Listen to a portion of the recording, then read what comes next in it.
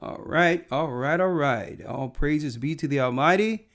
Our Wednesday broadcast. I'm Elder Ricard Shiar, live with you, brothers and sisters, on this Wednesday. And do we have a topic for you this evening? Make sure as you're up, you got it. We're going to open up the call lines if the opportunity afford itself. Now, let's go right in. That's right. Let's go back. Let's go right in. Unplugging from the Matrix.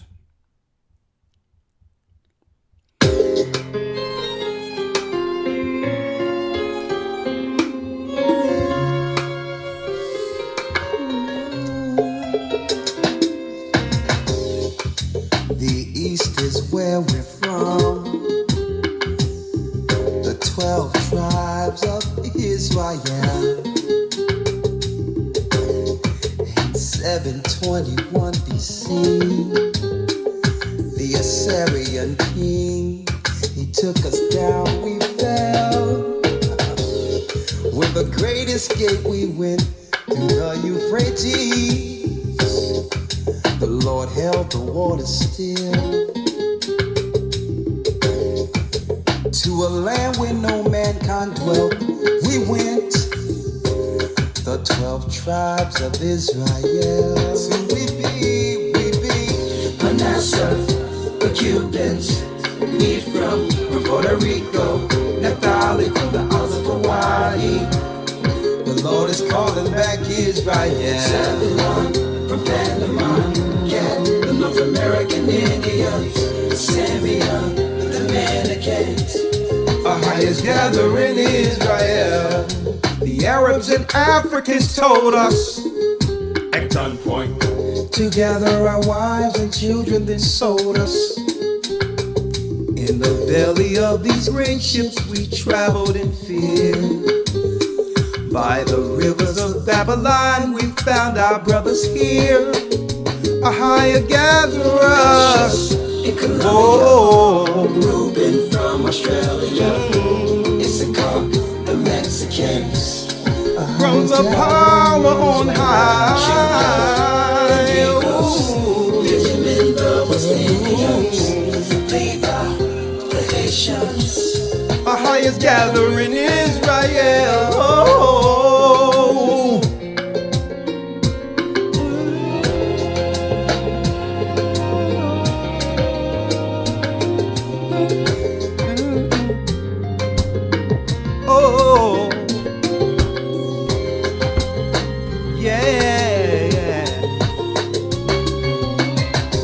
Asher in Colombia, Reuben from Australia, Issachar, the Mexicans.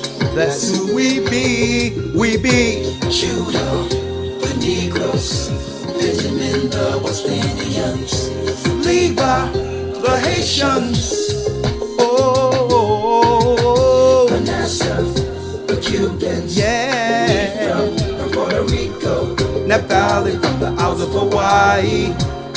The Lord is calling back Israel. Zebulon from Panama, Gad, the North American Indians, Simeon, the Dominicans. Our highest gathering Israel.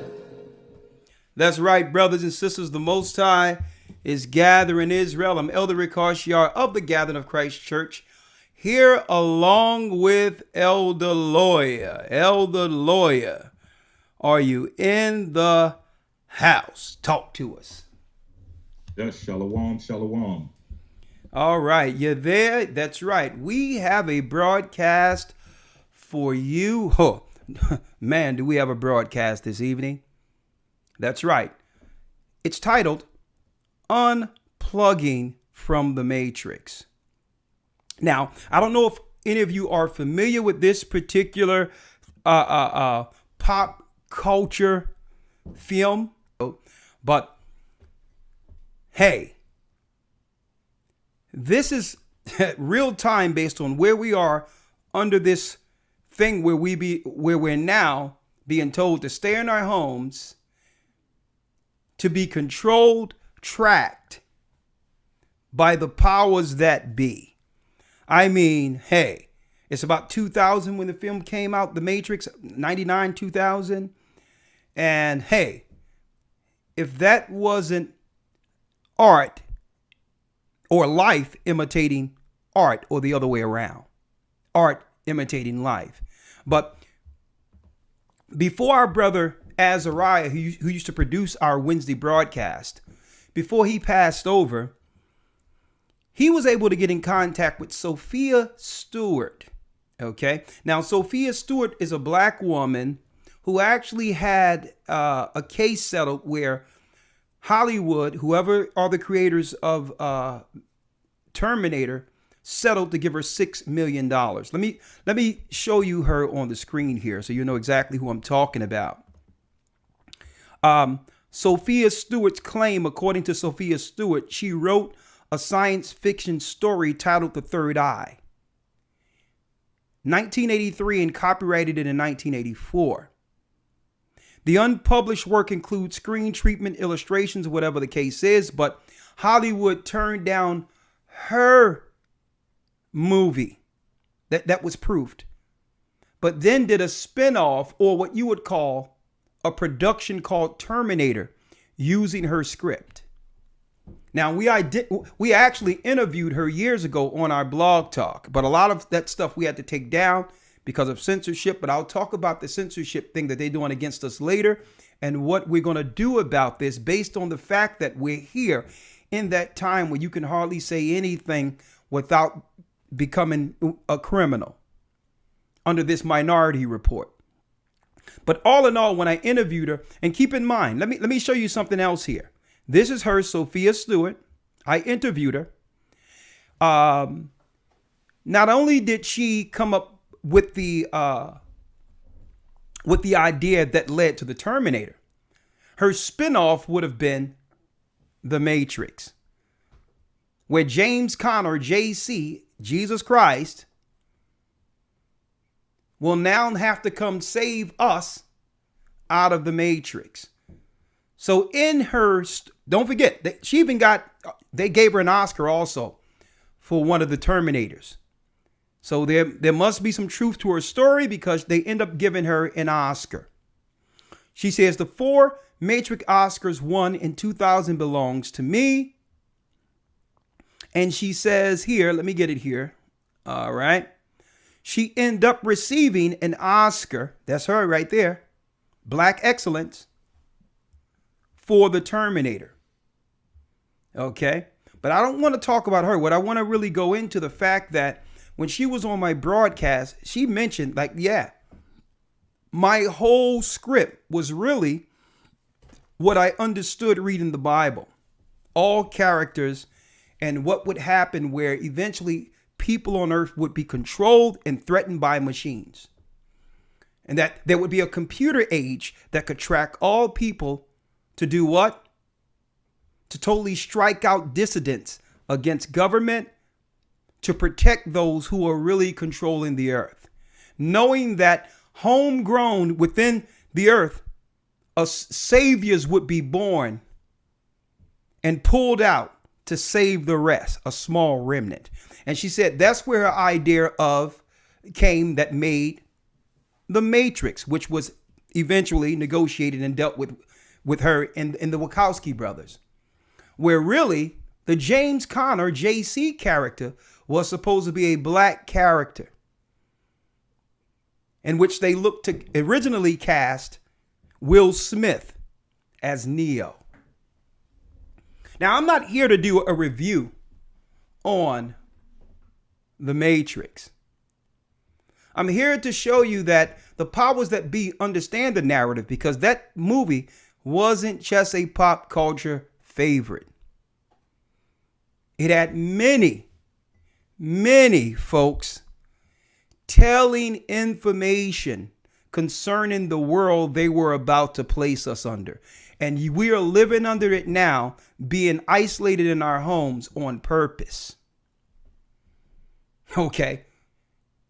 There's a method to why I set this up to actually parallel The Matrix today.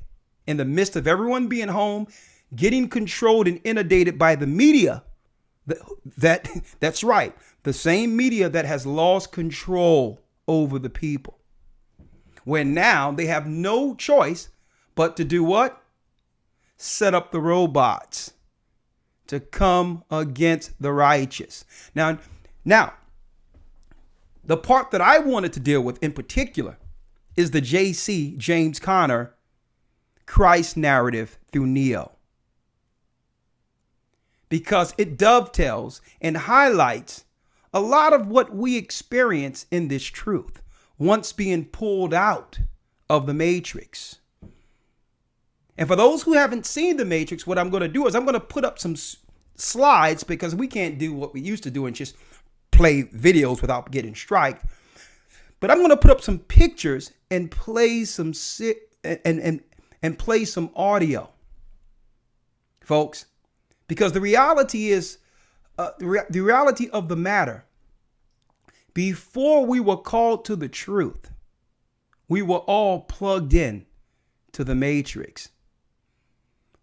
We were living an alternative reality and thought that everything was okay. Ignorance was bliss. But once we were pulled out of the Matrix, what happens? You become an enemy of the state. Folks, get ready. Unplug from the Matrix. Hey, folks, they knew, Bill Gates and others and all the powers that be understood that we were coming into a computer age. And what this woman was able to illustrate was well beyond our time back then, when things were so innocent and the world was way bigger than how the web has made it now. Because of the web, the whole world has become at our fingertips. And they knew, in the midst of them bringing forth a computer age that was needed to execute and bring forth the mark of the beast, that others would actually get on the same signal to pull people out. I need you all to look at your screen real quick. Follow me here. Make sure you hit this like button. Getting unplugged from the Matrix, because once you can see, folks, you're either one of these characters that was highlighted, be it famous or through infamy, within the narrative of the Matrix. What we have to ask is, Jacob seeketh the sign. If you see a certain character that was actually highlighted, that the scriptures identify, can we in good earnest have some honesty within ourselves and say, you know what? That character is me. I was unplugged. And when I became unplugged, which I'm one who's seen the truth, what happened was I became one of these. And if you haven't seen the picture, hope I don't spoil it for you, but go back and see it and understand that they must have understood the scriptures. They must have realized the truth concerning the Bible to write these particular characters. Let's start. I mean, I'm excited about this because this was one of the first times I've done something like this. But I kind of figured that if I can parallel this with a sign, with scriptures, it can be a learning tool for us going forward as we come together before Zion. Now, what I mean before Zion, that also will get covered within this broadcast, folks. Hey, look at your screen. Follow me. Okay, what I'm going to do is I'm going to put this to the side, this web page here, just for a moment. One moment. And I need you to look at your screen. The movie Matrix come on with Neo staring in the office at a blank computer. Now, this was all us. All of us can relate to this. If you've worked in a calling center or at an office, had your own cubicle, we thought we had it going on. We were making our money. We had corporate status. We were able to walk around with a suit on, just like Neo. Right? But then what happens? I need y'all to check this out. He goes home. And what happens? He's asleep in front of his computer. How many of us have experienced this? Be honest. Our new friend, the computer, right? Check it out. But out of nowhere, brothers and sisters, something says to Neo,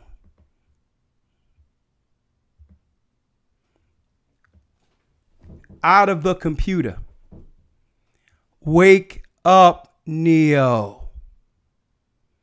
Wake up, Neo. That those who were asleep would be home, and one day a message would reach out from the computer to say, folks, you may be living, breathing, you have families, children, a whole life, but it isn't real. That the same computer they would use to set up the construct for the mark of the beast, some people with the true understanding would reach out over the computer to wake up the chosen. Follow me here. Wake up. Elder Lawyer. Yes, sir. All right. Before I go into the regular illustration, let's show brothers and sisters how profound this is by first going into the scriptures concerning what I've just illustrated. Let's go to high time, and then let's go to where they'll hear a voice. Let's go. Chapter and verse. Sir, first dealing with high time. This is Romans chapter. That it is now high time to awake out of sleep. Read it again. And that knowing the time, that it is now high time to awake out of sleep. It is now high time to awake out of sleep.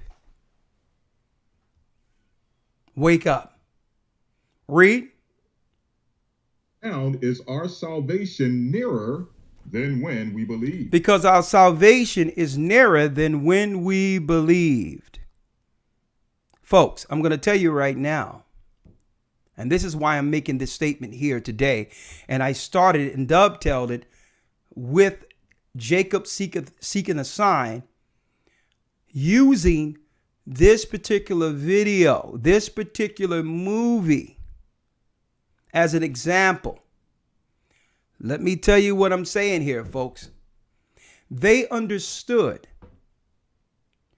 that the computers, people in their homes, that this would become the last battleground for minds. Those who would serve Satan and those who would get pulled out of the matrix. They understood it would come a time in which no one would be able to gather freely. They were setting the stage for this, folks. But, and that people wouldn't free people wouldn't be able to freely go and speak to people on corners like we once were able to and have the same impact. They knew this. How do we know it? Elder Lawyer, let's get it. They shall hear a voice behind them. Read it. Come on. This is the book of Isaiah chapter 30, verse number 20. Come on. And though the Lord give you the bread of adversity. Hold up now. Read that again, Elder Lawyer. Isaiah chapter 30, verse number 20. And though the Lord give you the bread of adversity, Though the and Lord give you the bread of adversity, though we are going through hell, poverty, treated like second-class citizens, even though we're under a level of punishment for our disobedience and sin. Read. the water of affliction, Turn up your mic a little bit, Elder Lawyer, because you went down and you were way louder earlier.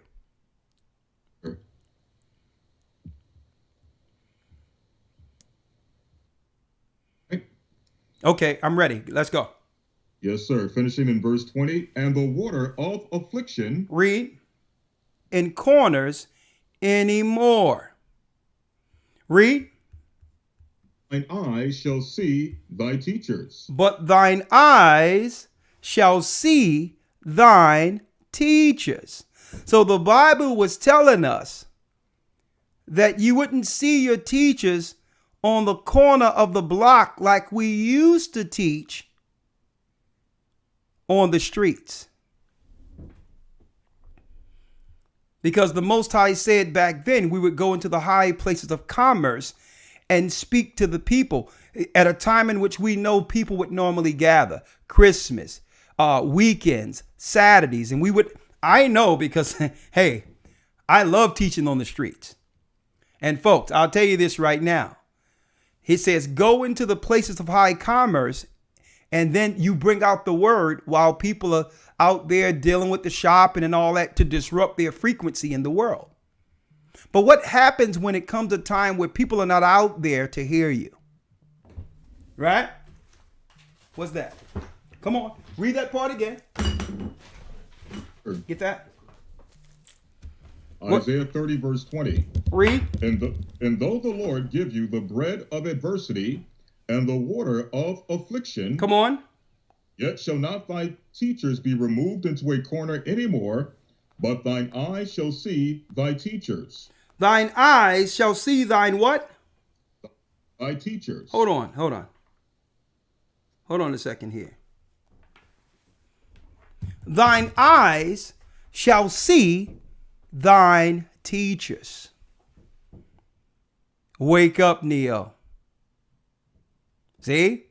We were going about our own life, working in the office, and one day some of us out of nowhere just turned on a computer, didn't know that what they were about to hear or see was going to change the trajectory of their whole lives.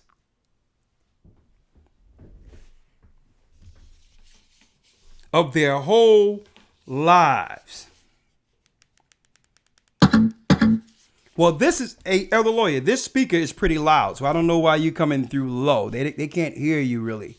So we have to fix that. So what are we gonna do?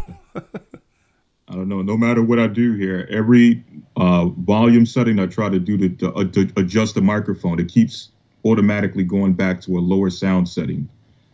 This is actually through Skype, and it keeps. I put it up to the highest volume, and it jumps back to the lowest volume. Well, you don't got to worry about it because I just put you up to the speaker. Let's go. Read that piece again. Yes, sir. Isaiah chapter 30, verse number 20. Come on. And though the Lord give you the bread of adversity and the water of affliction, yet shall not thy teachers be removed into a corner anymore. Your teachers will not be removed into a corner anymore. Read. Thine eyes shall see thy teachers. But your eyes shall see your teachers. Now, I need y'all to check that out. I need y'all to check this out, folks. So it came a time that when YouTube, even when it first started, the new battleground for minds and bringing them into the truth, teaching them, plugging them in and bringing forth that spirit of truth that would lead them to Zion would happen through these things you're looking at us through right now. It's like when after Neo and others and those that were unplugged from the matrix, I'm going to go into that unplug in a moment, that there was a thing they used to put in the back of their necks, right into their spine, up into their brain, and they would get all the programming they needed to fight against the powers within this world. It's like a spirit coming in to their minds to arm the unplugged righteously against the evil. And this spirit would teach others, teach people how to navigate through the system, how to navigate through this. Now I'm about to go into the unplugged because there's so many things, folks, so many points that I need to highlight, and I'm going to just drudge right through. And you may need to ask, well, I'm unplugged. I know the truth. But out of all those who are unplugged, in comparison to the characters in the Matrix, who am I? You had the righteous. You had those who would help the righteous. You had people who would teach. You had people who could build a construct to help people once they actually were pulled out of the Matrix. And you had others. And I'm going to talk about these others in a moment. Hold tight. Hit your like button. You don't want to miss what we're going into. Hold tight.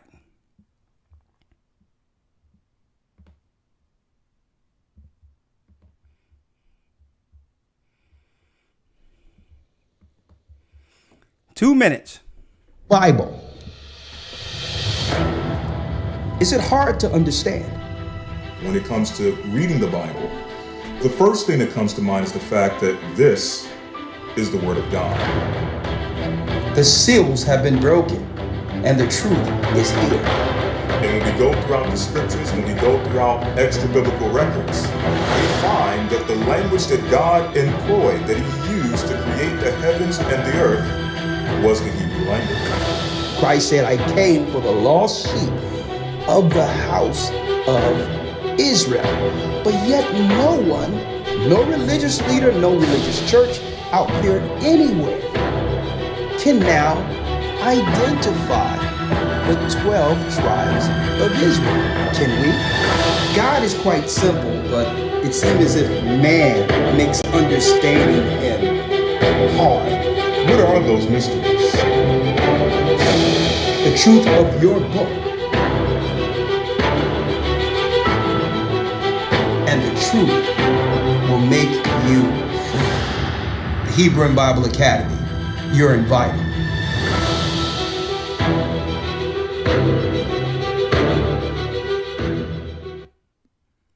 That's right, brothers and sisters, Hebrew and Bible Academy. And that's right, you are invited. Only in a few weeks, we're going into the creation of the universe.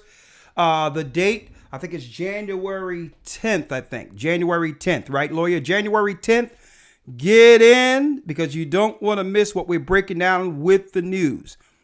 We're being shadow banned and we're also being censored, where a lot of our videos we have to take down and a lot of things we cannot say the way we used to be able to say it without losing this channel.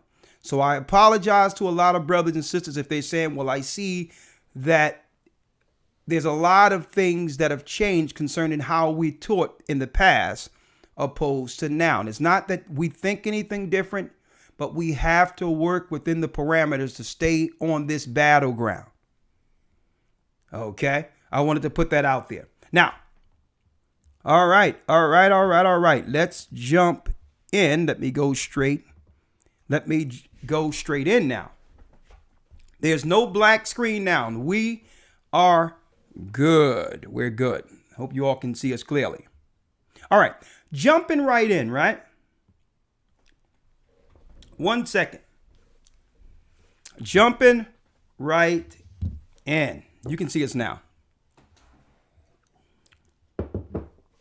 All right.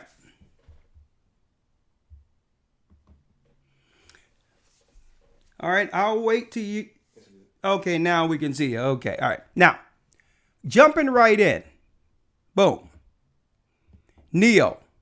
Wake up. Wake up, Neo.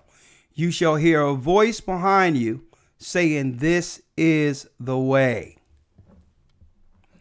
This is the way. Now, right after this, there's something else that happens. The Office. The Office. Where now Neo has been awakened. And the agents on the outside who's controlling corporations and the powers that be in this and the corporate construct have been tipped off that there's someone in the Matrix. This person is being contacted by one who can unplug them.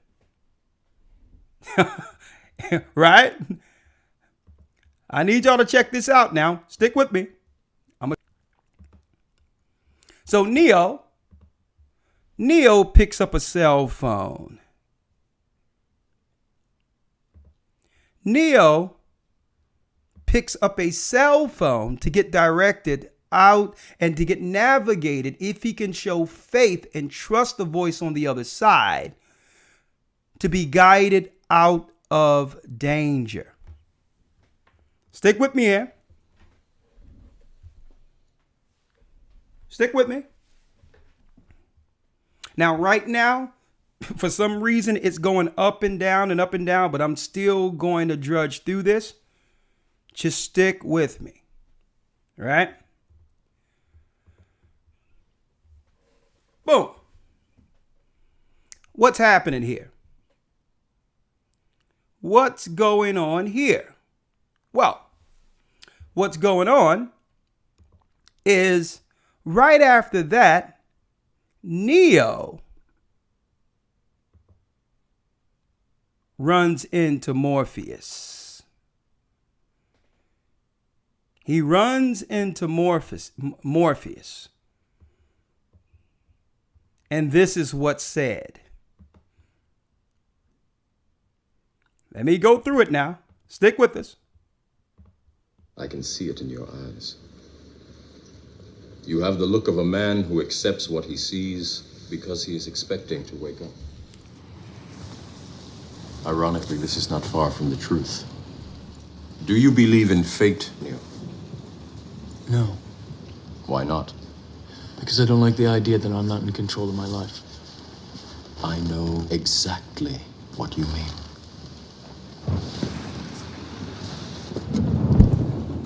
Let me tell you why you're here. You're here because you know something. What you know you can't explain, but you feel it. You felt it your entire life.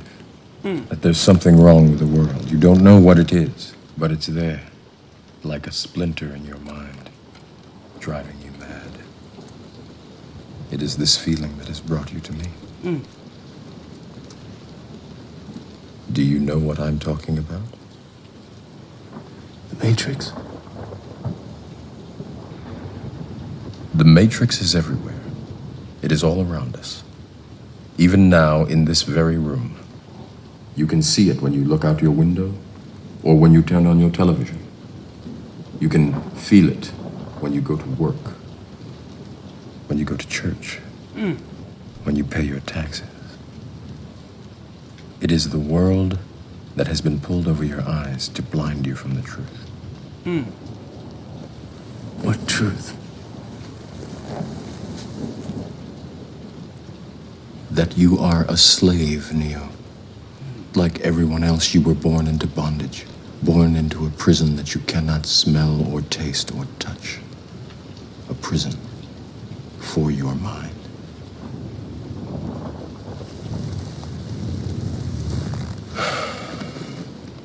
Unfortunately, no one can be told what the Matrix is. You have to see it for yourself.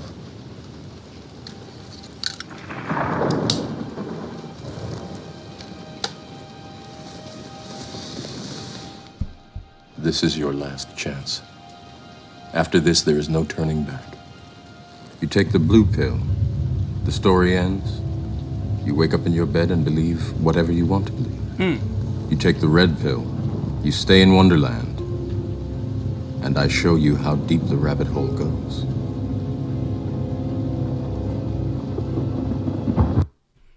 I need y'all to check that out, brothers and sisters. A choice. A choice. We've all been faced with this choice, but our cognitive dissonance won't allow us to choose a side.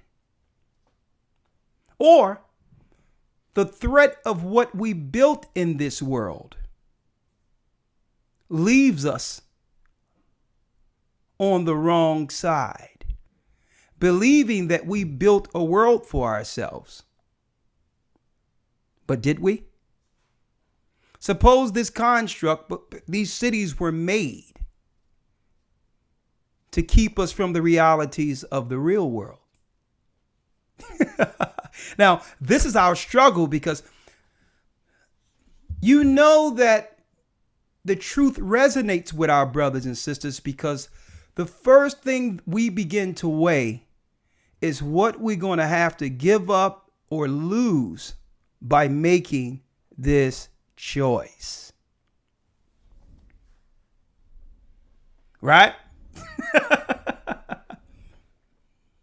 Elder Lawyer, let's go to Ezekiel, the 3rd chapter, so I can highlight real quick a scripture that goes to why most people, when they hear the truth that we're really the children of God, we're the people, that they decide to stay in the world, believing that if they can just go back to sleep or not see it altogether,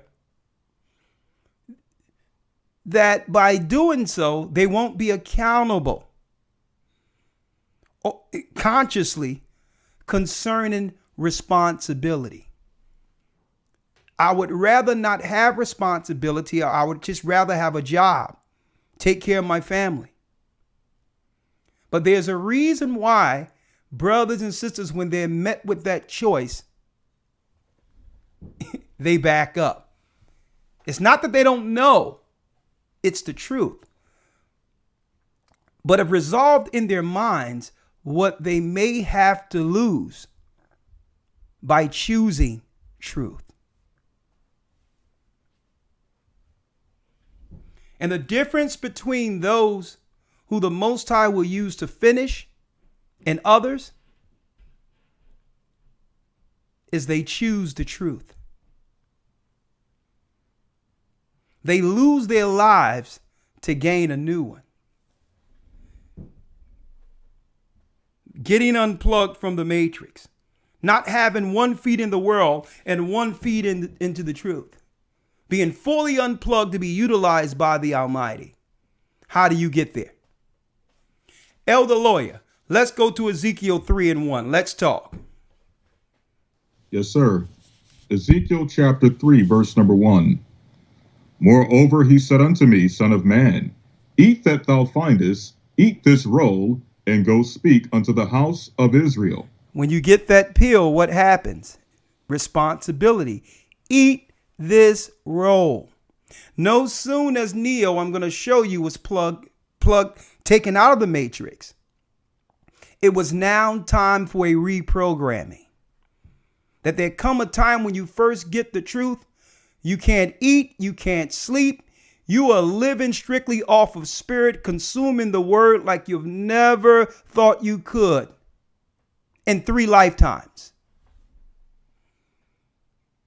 It's like something done overcame you to a degree where you cannot put down the book. To the degree where others on the outside of you they're viewing you as crazy, like maniacal, like you're a maniac. Why are you in this book so much? Have you been there? You remember that? And the reason why I'm taking you back there, brothers and sisters, because Satan would like to move you from that place. That place when you knew you and the Most High was on good ground. You had no care in the world. You were in the right place in your heart. Sinning was the last thing on your mind when you were there. When the Most High said, he unplugged you and he said, eat this roll. Let me reprogram you.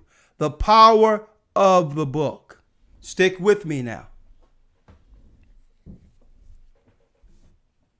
Go on, other lawyer. Verse 2. So I opened my mouth, and he caused me to eat that roll. And he said unto me, Son of man, cause thy belly to eat, and fill thy bowels with this roll that I give thee. Then I did eat it, and it was in my mouth as honey for sweetness. Because guess what, folks? I know what it is to get a new precept, a new breakdown, a new understanding. It's sweeter than honey. It's like the Most High's talking with us. He's talking with me. He's directing me. He's in me. But this is why most people don't want to be red pilled. Okay? They don't want to actually choose a side. Why? There's another component that happens once you have taken all the good that comes with learning the truth. Read. 4. And he said unto me, Son of man, go get thee unto the house of Israel, and speak with my words unto them. I have filled you up with the truth, the spirit, the truth that you are not just regular people. You weren't born to be slaves. You are free people. Free others. Pull them out like you've been pulled out. Go speak to my people and say, and tell Israel, you're not a servant. You're not a homeborn slave. Bring them to my book for reprogramming. Job as a servant. Bring them to the water. But they must make a choice to put down their sins and be cleansed through the Spirit. But you bring them to the water. I'll take them from there. They'll go into the book and I'll reprogram them. You teach them. You show them the true doctrine. You show them the understanding. Everything that was instilled in my son, you instill in my children. Folks, they had Morpheus as who? The character of John the Baptist to lead the way for the one. Okay? All these characters, the whole narrative of the Matrix pales in comparison to the epic story concerning our people falling to such depths as a people, only to be raised in the same place we were enslaved to lead the world.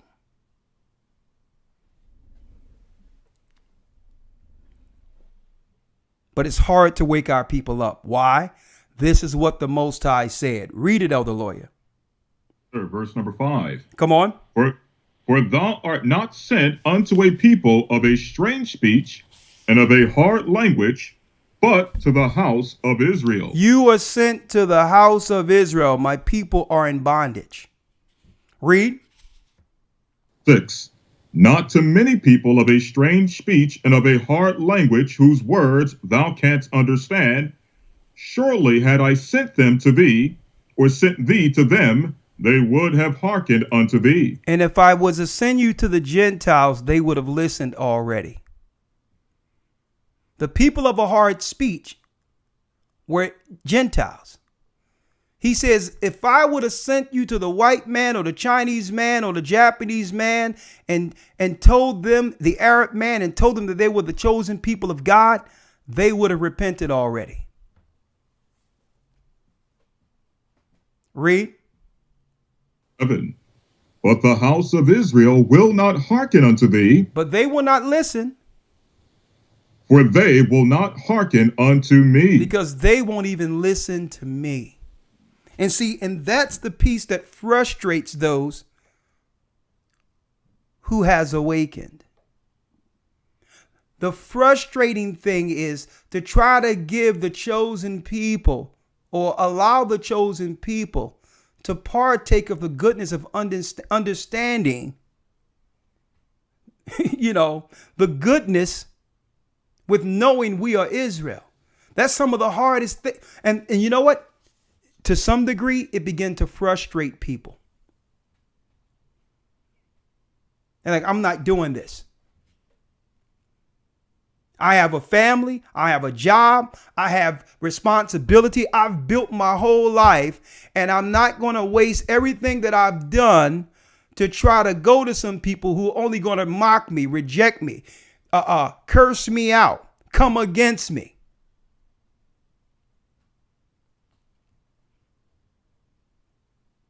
And it leads to some level of frustration. But the Most High said, you know what, Ezekiel? You do it anyway. Everyone is not going to be like these people. And even those that betray the works you have instilled in them, I'll take care of those guys. I'll take care of them. You do my will. You go and you instill the word of God in my people. Now, check this out. Going right in. Jacob seeketh a sign. Right after Morpheus shows Neo. You have to make the choice now. Neo choose the right pill, and what happens? Neo is now flushed out of the matrix. He's unplugged, and as you can see, coming out of the water. Look at this here. Hold on.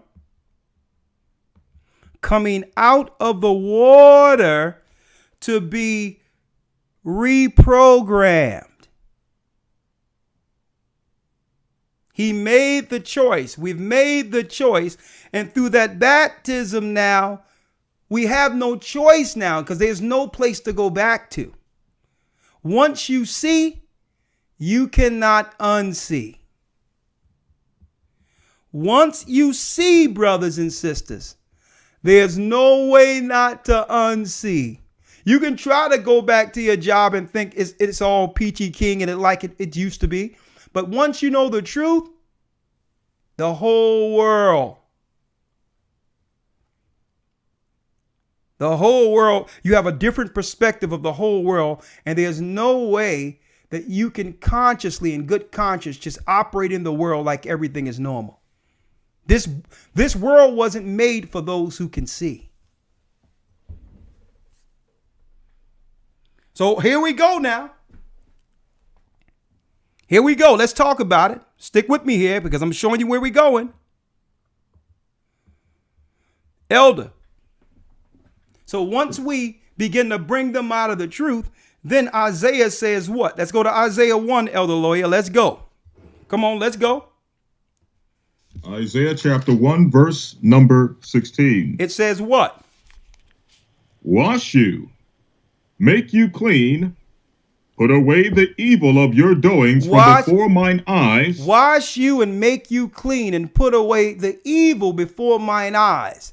That's what happened with Neo. His old life since birth has now been washed away, and he's now introduced to what a new reality. But folks, the majority of our brothers and sisters run away. Why? Because when you make this choice, something happens. The Most High begin to take things from you. You must experience a breaking period. And most people run away from that change. They run from that change. That's right. Everything Satan has given you that you got in this world, he will begin to take back from you. So you're going to see your life changing, things going down, and others are going to think that, you know what? That's right. They're going to claim you're being cursed for making a choice to choose right. But no, the Most High is allowing you to be stripped of everything, to be built up as he would intend your life to be for him.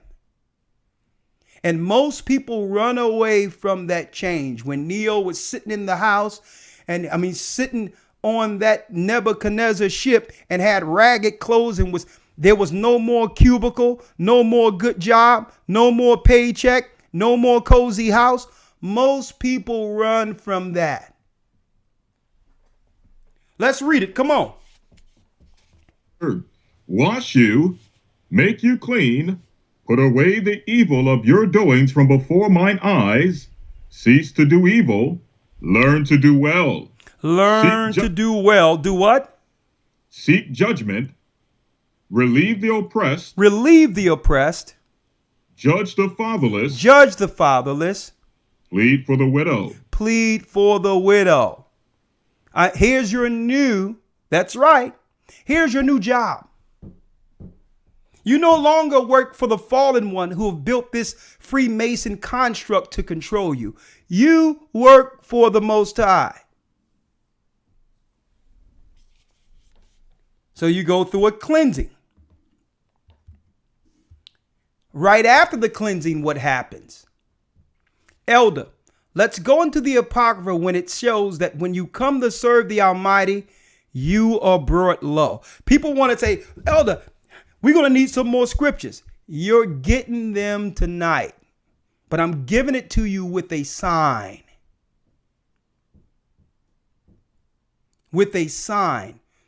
So that, and you have to be real with yourself. When you get a chance, go back and look at the Matrix and find out which of these characters, which is a character within the Bible, unplugged.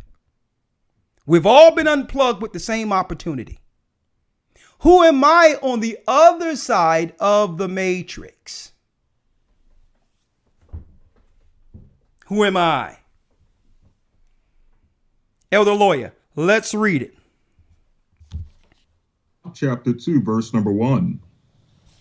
My son, if thou come to serve the Lord, if you come to serve the Most High, now you've been baptized now. If you come to serve the Most High, prepare thy soul for temptation. Prepare thine soul for temptation. Right after Christ's baptism, he was taken on a high mount when you read in Matthew, the 4th chapter. And Satan said, well, listen, all the kingdoms of the earth will I give you if you bow and serve me. Well, this is what happens when one chooses to be unplugged from the matrix to serve the Most High. So instead of you building Satan's kingdom, you're used by the Almighty to pull bricks out of Satan's. So then he'll come with bribery. You'll never get naturally before the truth. Okay? You'll be tempted with it at a key point of your progression, of your learning. Satan is looking to get in the way to pull you back as a servant to build his construct. See? Read it. Come on, Elder Lawyer. Verse 2. Set thy heart aright. Set your heart aright.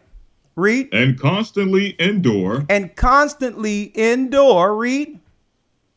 Not haste in time of trouble. And do not run in time of trouble. You must stand in courage, in total courage in this word. You must stand in full confidence. Christ, the disciples, the men who died and was martyred for this truth were not cowards. They weren't perfect. I'm speaking about the men outside of Christ. They weren't perfect, but they were up front. They were men. Finish reading. Thy heart aright and constantly endure. Constantly endure and what?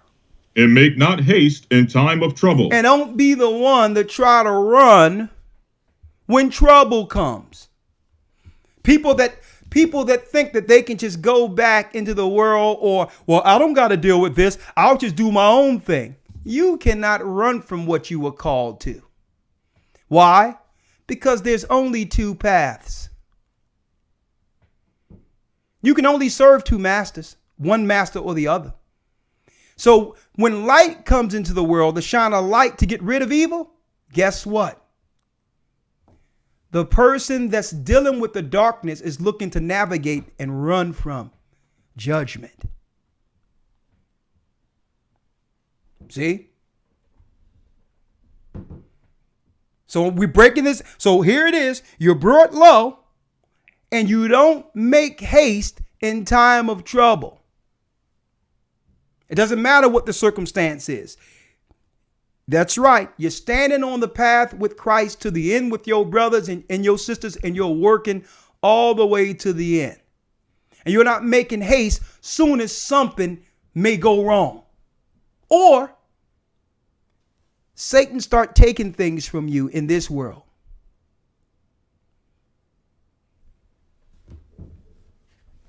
You can't make haste in time of trouble. Now, hold on, Elder Lawyer. Here we go now. Oh, here we go. You knew we were going here, brothers and sisters. You knew we were going here. Cypher. Cypher is talking to Trinity and asking, is you sure Neo is the one? So you're going to always have someone unplug seeking to do what? Seeking to plant doubt in the minds of believers. Why? Because Cypher was unplugged. He believed he did everything he was supposed to do in the truth, followed Morpheus, and he's seen one, check it out, he's seen one so-called the one die, one after the other, based on Morpheus claiming that these particular people were the one.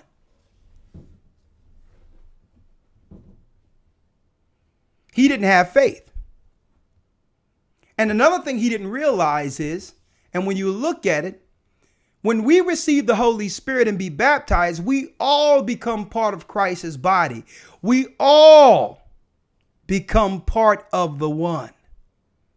And if someone is martyred, if someone falls, if someone dies, whatever the case is, we are not supposed to lack faith and go backward and begin to betray our original agreement with the Almighty to finish. So now you have a guy here who has become complacent, who have lost trust in what he was shown initially. Where now he's like, listen, I don't want no part of this. I'd rather betray this whole thing. I'd rather betray my brother and my sisters. I'd rather kill everyone at an opportunity to to go right back and be plugged in and live in total ignorance. Now, I need y'all to hear this real quick. Listen. Bring me dinner. This is Cypher. Bringing me dinner. I don't remember you ever bringing me dinner. There it is. I don't remember you bringing me dinner. Envy, covetous, jealous.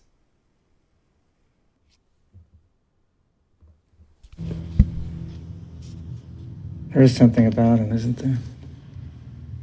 Don't tell me you're a believer now.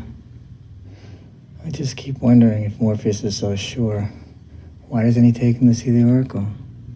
Morpheus will take him when he's ready. Now, this guy is straight up jealous. So it leads him to do what? It leads him to do what? I need y'all to look at this, brothers and sisters. It leads him to betray Morpheus and his brethren and sisters who now he have taken a spiritual oath to protect. Listen, check this out here.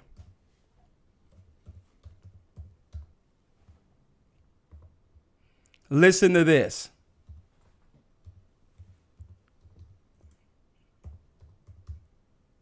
Cypher's betrayal. Listen.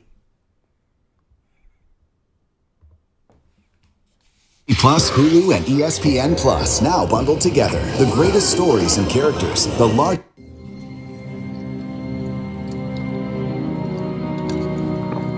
Listen. Thanks for the drink. Here we go. Let me go straight to it. Do we have a deal, Mr. Reagan? You know, I know this steak doesn't exist. I know that when I put it in my mouth, the Matrix is telling my brain that it is juicy. Hold up. I got to show you. I have to. Hold up. Let's put this in its proper context, right? So you can see this. And then we have to ask, which one are we, right? Who are we? Let me go to the betrayal. He's at the dinner with the agents. Do we have a deal, Mr. Reagan? You know, I know this steak doesn't exist. I know that when I put it in my mouth, the Matrix is telling my brain that it is juicy and delicious. After 9 years, you know what I realize?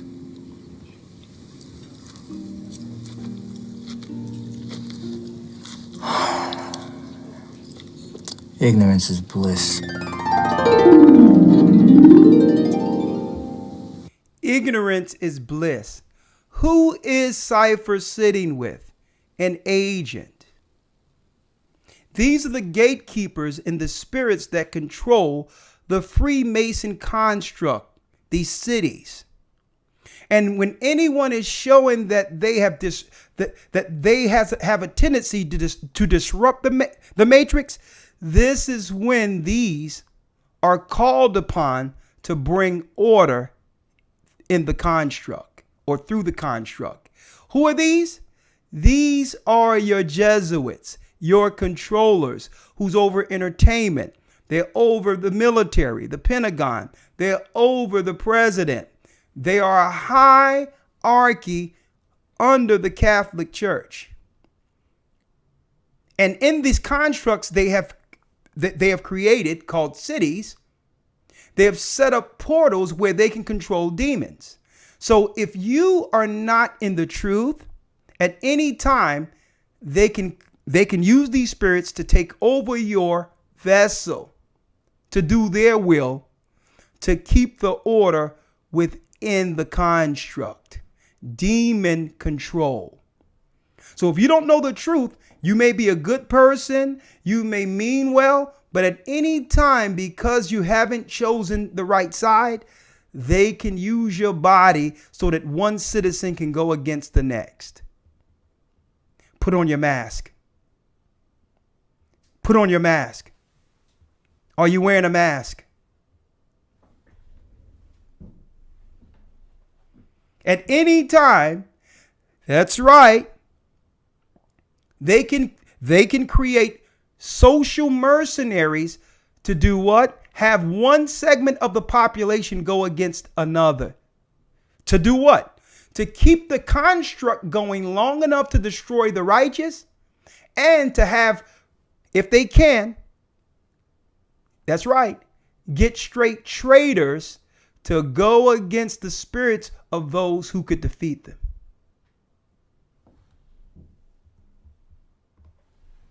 Then we have a deal. I don't want to remember nothing. I don't want to remember nothing. Plug me back in. This isn't the truth. The Bible isn't correct. I've found a new understanding that will now allow me to think that the Bible isn't real anymore. Plug me right back in. I don't want to remember a thing. Everything I learned and thank the Most High for never was real. I want out.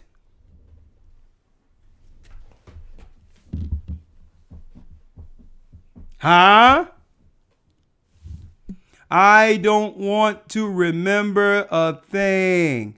Traitor. Now, one thing about traitors play without rule books.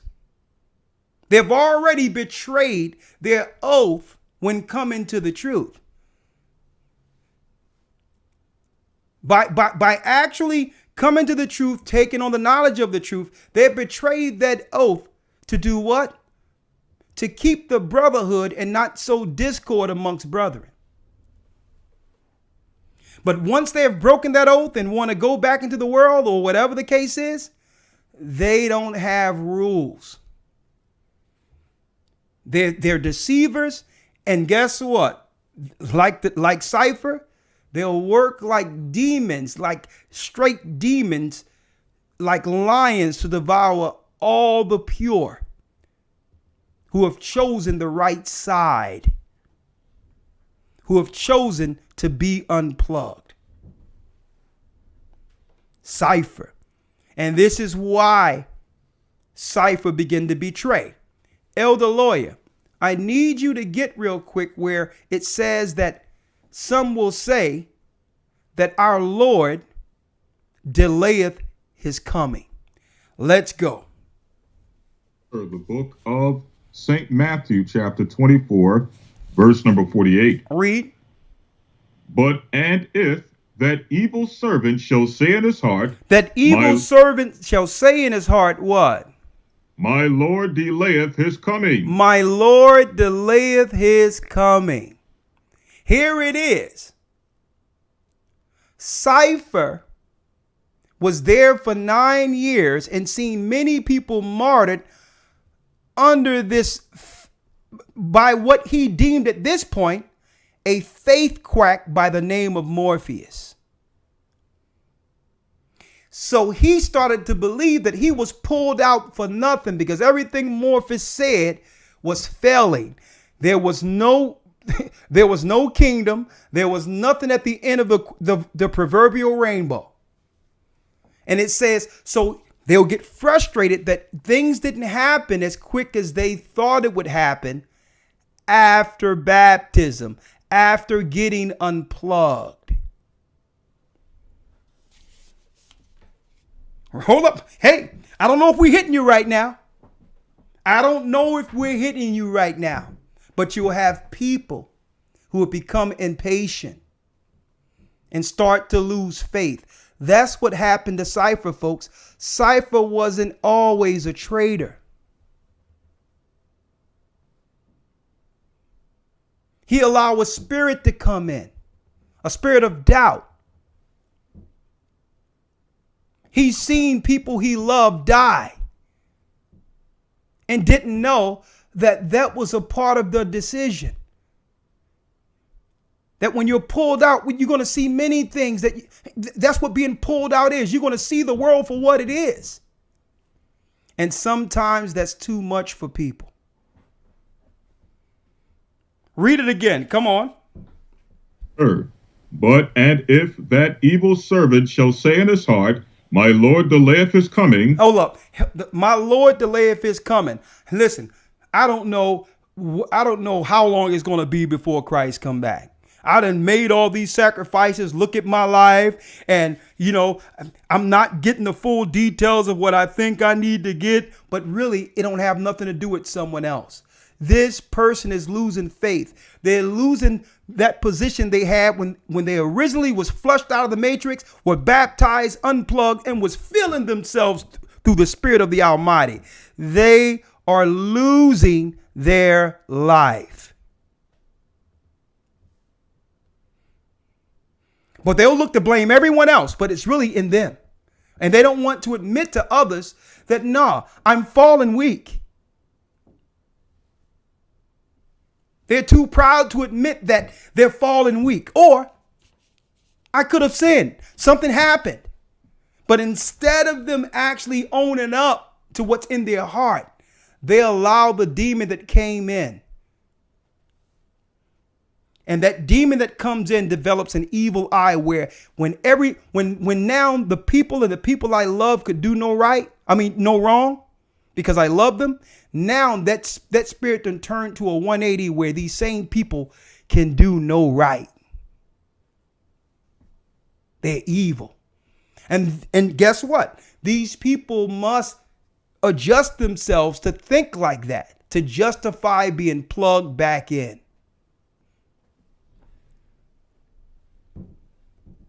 Come on, elder lawyer. Come on. Verse 49. And shall begin to smite his fellow servants. And shall begin to smite their fellow servants. What happens? He get unplugged, get with the demons, and guess what? End up giving the location to the Nebuchadnezzar where his family was on the other side. And his family were the righteous looking to come in and pull others out of this matrix, this lie. And his own brothers has been betrayed. Cypher, believe it or not, is illustrated in the movie Matrix as Judas. You'll get people who will get frustrated for whatever the case is, and they don't deal with that original sin that came into their mind that poisoned them against their brother and sister. Because the Most High said, don't let the sun go down on your wrath. And when Satan plant that seed and you don't deal with it, eventually it will be used to betray those you love.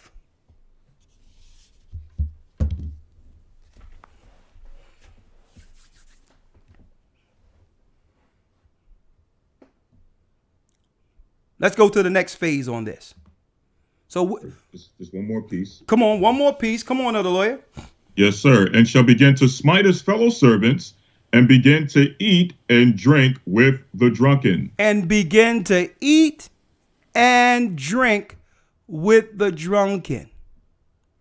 The whole time they're claiming that something is wrong and something ain't right. And this is why they're making a choice to be plugged back into the matrix. But then when you look at their life a year or two later after making that choice, you would have thought they would do the righteous that they didn't witness amongst the brethren. No, they out in the world doing all types of wickedness and evil. To show you that the reason they walked away, or they claimed they walked away, was a lie. The truth is, they regretted what comes with making this choice.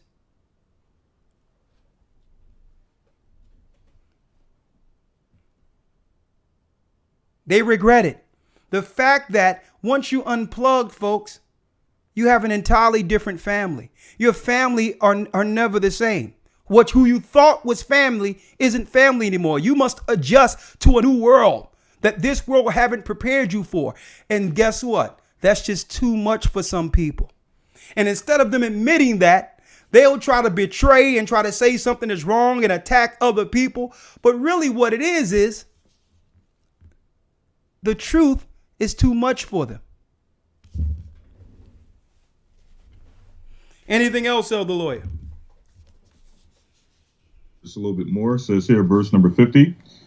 The Lord of that servant shall come in a day when he looketh not for him, and in an hour that he is not aware of, and shall cut him asunder and appoint him his portion with the hypocrites. With the hypocrites.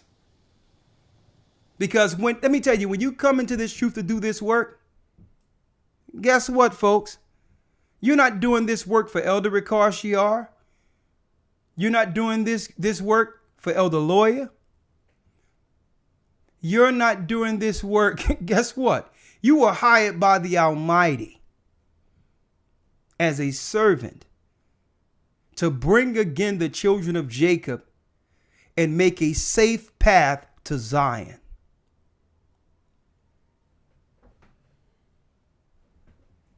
People get too caught up into characters or into people. No. No, folks. And guess what? It's too much for some people. It's not what they expected. Because the same time the Most High is building you up on this side after being unplugged, the same time he's building you up, he's tearing the life you made in this world down. And most people can't adjust to that.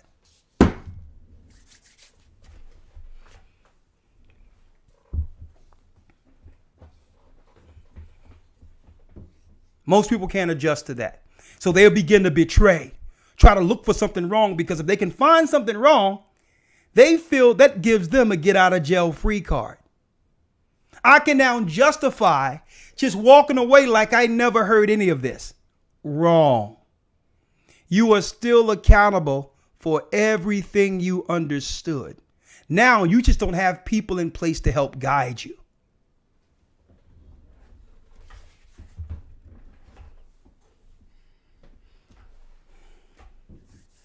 You betrayed the only family that really love you, because you're going to go back to the world and they'll never understand you and they'll never trust you.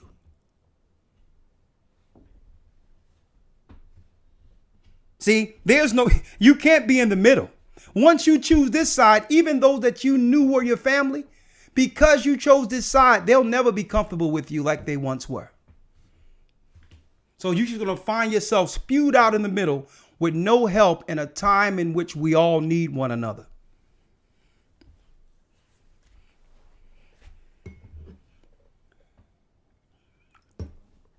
Listen to what we're showing you here. Anything else on that, Elder Lawyer? Huh? No, sir. Okay, let's drudge through this. Let's go to the next thing now. Now, after this,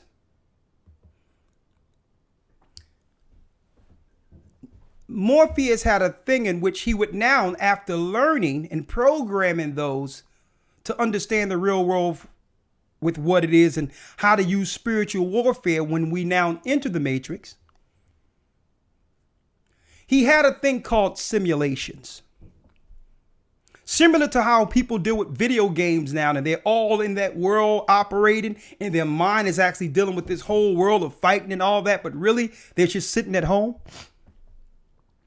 Well, he had a simulation, and through these simulations, those who were unplugged had tests they had to overcome. First of all, their body developed atrophy from the fact that you was lazy the whole time, just being programmed every day under a mundane life plugged into the Matrix. So first of all, you got to get your health together. So he had to train, right? But then he said, now the real test is how you operate amongst people on the outside who are at any time could be subjected to an agent. Every person who hasn't been baptized can be used against you at any time. And this is what Morpheus showed Neo. Let me show you here. With the woman in the red dress. The woman in the red dress. Now, normally, before the truth, this guy couldn't find himself. One second. Let's work. All right, we good. This world capitalizes off of insecure black men. But what happens? Once you learn the truth, I know as a man and other men in this truth, you find a confidence that you didn't know existed in the world. Those who wouldn't give you the time of day will immediately recognize that confidence. See, a confident man is a man who can now cover and protect women And women are always looking for someone who could actually help them in their times of insecurity.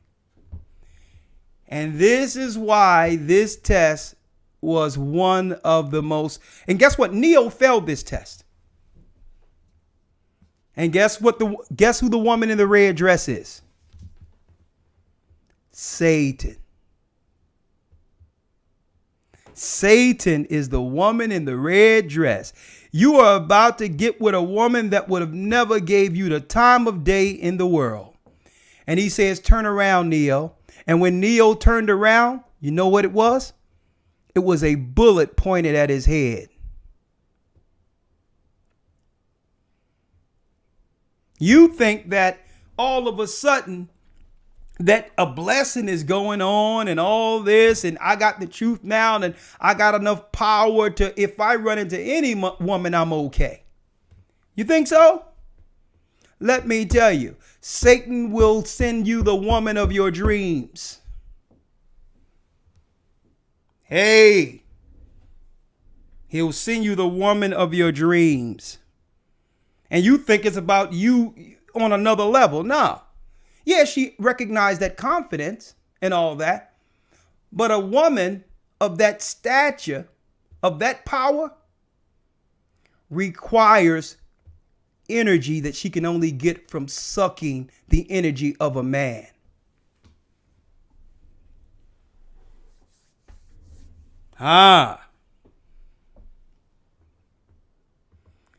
Those type of women that Satan will send requires energy. So you sitting there with all that confidence, they'll recognize that confidence and say, you know what? Hey, I'm going after him. He has a power that you can't find in regular people in this earth. Why? You're different. Once the Most High pull you out of this world, you don't realize how different you are to everyone else. With the confidence that comes with believing and knowing exactly who you are. And that's what women respect. What better man than a man not only who know who he is, but know that he is a child of Israel, heir to the throne. Elder Lawyer, let's get scripture now on that woman. Let's go. Sirach chapter 25, verse number, I'll start at verse 10. Come on. Oh, how great is he that findeth wisdom! Yet is there none above him that feareth the Lord. Jump down to verse 13. It says, give me any plague but the plague of the heart. Give me any plague but the plague of the heart. Because now you get the truth. And guess what? As a man, you cannot weigh things right if you have a plague of the heart. When you have someone next to you or around you trying to take your energy. That's Satan. Any woman that's with a man of the Almighty understands that according to the epistles, it's tell a man with a wife, be as though you had none, for the time is short. You're going to have so much time. Your time is going to be in working for the Most High, with him being your husband. Where you're working for him, not you your whole time trying to figure out what's going on for her only. That tug of war where she's taking energy from you, saying, especially a woman that gets frustrated with you serving God. You must be really careful when you got a woman saying, well, can you close the book for a minute? Oh yeah, y'all wanted scriptures tonight, right? Who are you in all these characters we've shown so far? Let's go. Come on. Any plague but the plague of the heart, and any wickedness but learn to understand you much better if I can get familiar with the way. Read it again. Sirach chapter 25, verse 13. Give me any plague but the plague of the heart. Give me any plague but the plague of the heart. Read. And any wickedness but the wickedness of a woman. And give me any wickedness but the wickedness of a woman.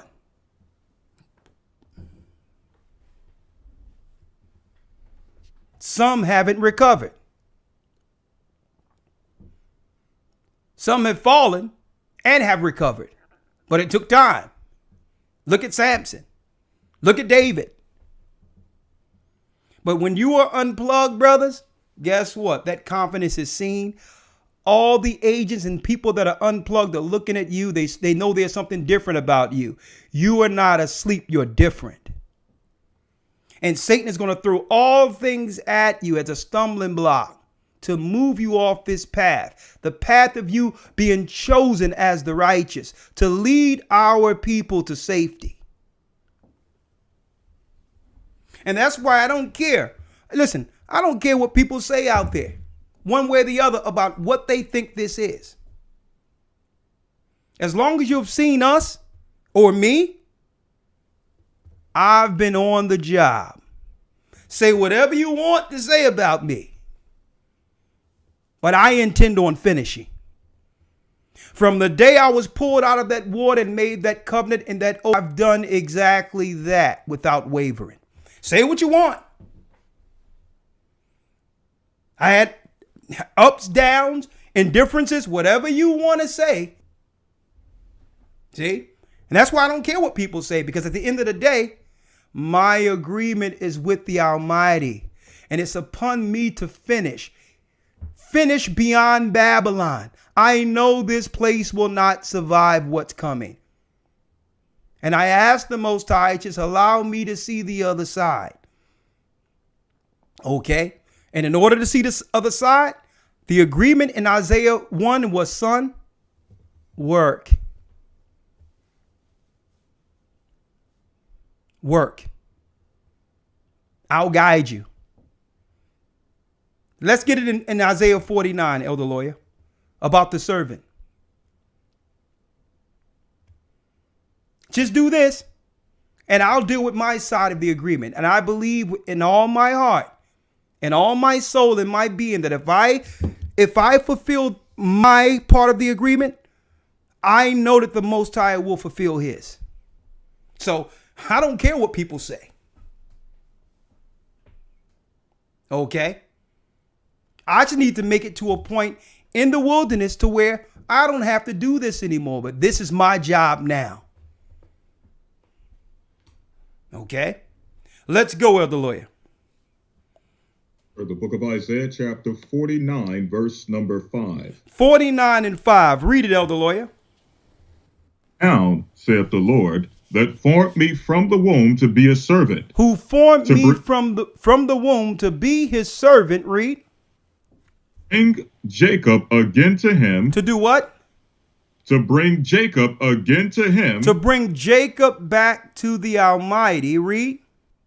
Israel be not gathered. Though Israel be not gathered. Read.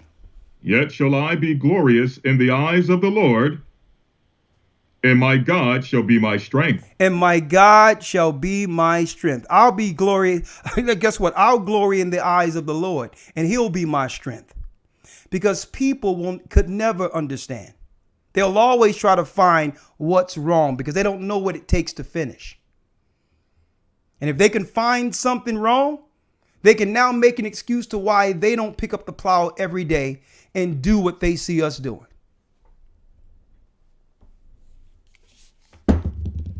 Let's talk now. Yeah, we're going to have to do something about your sound too, Elder Lawyer. It's getting worse and worse. I don't know what's going on there with your sound. But let's go to the next thing now.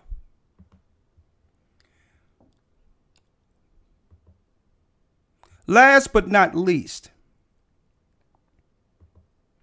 Cypher ends up betraying his brethren.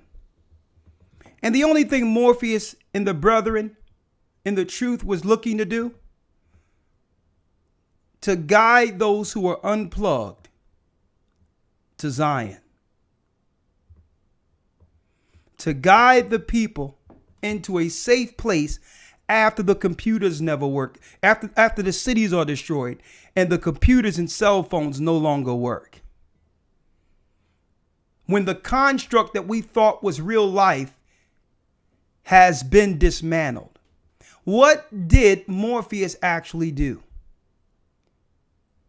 He guided brothers and sisters into the real world, knowing that this simulation, this matrix, would get dismantled by those who created it to deceive us.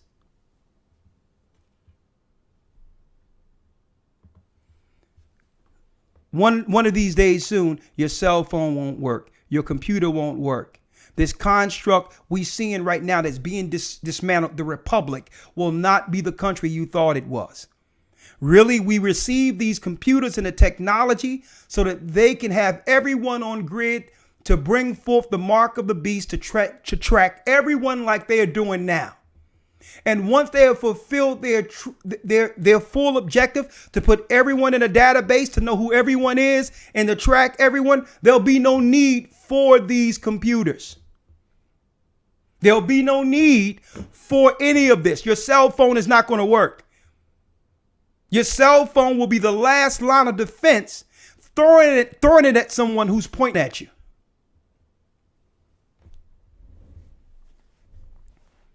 So only thing Morpheus was doing in the movies was giving brothers and sisters a jump start to unplug and understand the real world before their fake world, that's right, is pulled right from up under them. Because either way, you're going to have to see what's real. And it takes courageous people to stand and say, I'm willing to sacrifice my life on this side and make a jump start for my people to instill in them enough faith to believe that there's life beyond slavery.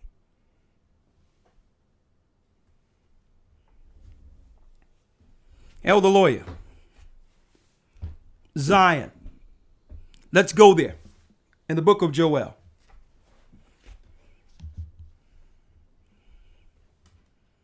Last scripture.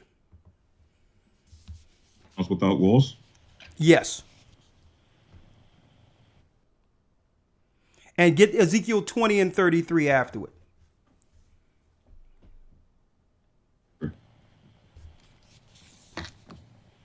Zephaniah chapter 2, or Zephaniah, Salakia, Zechariah 2, yeah. Hold on, because it's red again, and I don't know how it's doing that because it was fine the other day, but don't worry about it. Let's go. The book of Zechariah chapter 2, verse number 2. Read. Then said I, whither goest thou? And he said unto me, Hold on. Hold on, Elder Lawyer. It's blinking out. One moment. It's buffering for some reason. One moment. Open that door. I don't want it on that cord. I want to make sure the cord don't have. Yeah. All right. Just make sure that cord is plugged tight into the back of that router. All right. Read that, Elder Lawyer. I appreciate it. Thank you. Zechariah chapter 2, verse 2. Come on. Then said I, whither goest thou? And he said unto me, to measure Jerusalem, to see what is the breadth thereof, and what is the length thereof. And behold, the angel that talked with me went forth, and another angel went out to meet him, and said unto him, Run, speak to this young man, saying, Jerusalem shall be inhabited as towns without walls. Jerusalem shall be inhabited as towns without walls. Now, it's deep that they named the escape place for the unplugged Zion. I need y'all to check that out, brothers and sisters. They named the place that we could escape for safety to fight against the evil Zion. This is the place that Morpheus is he's speaking in a secret place where the agents are looking to find to destroy them at the very end. Like it tell you in the book of Ezekiel, eventually all the nations will stop fighting themselves and come after us in the wilderness. This is what this particular picture dovetails. A safe haven that was prophesied out of the Bible. The Matrix is a biblical narrative. Listen to what we're showing you now. It was called Zion. It was called Zion, folks. The ship that Morpheus captained was called the Nebuchadnezzar. Nebuchadnezzar was the first king of Babylon in which we fell into captivity. So he was taking this ship to unplug our people out of slavery to bring them to safety, to Zion, which is prophesied out of the Bible. So if y'all think this is just us reading the Bible, reading precepts, you have another thing coming. You were awakened to see Zion, to see a life beyond captivity. And this is why the powers that be have locked the whole earth down. Okay? Not just by what's going on in the earth, but what's happening in realms on the outside of this firmament. The Most High is communicating with the righteous so that we can all soon be in one place. And we'll get there. No matter how many lockdowns and stuff they do, we will get there if we believe and if we stay on code with the Most High and with each other. Read it, Elder Lawyer. Sure.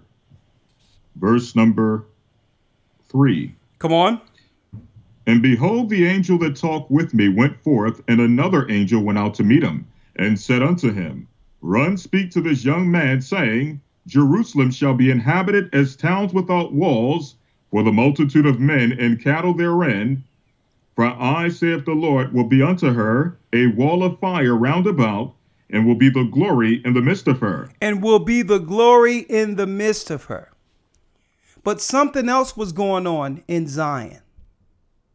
When you look at this movie, it was this weird party that was going on that they show in the movie. That's like, why would you act out like this after being saved from a wicked, perverse, evil world?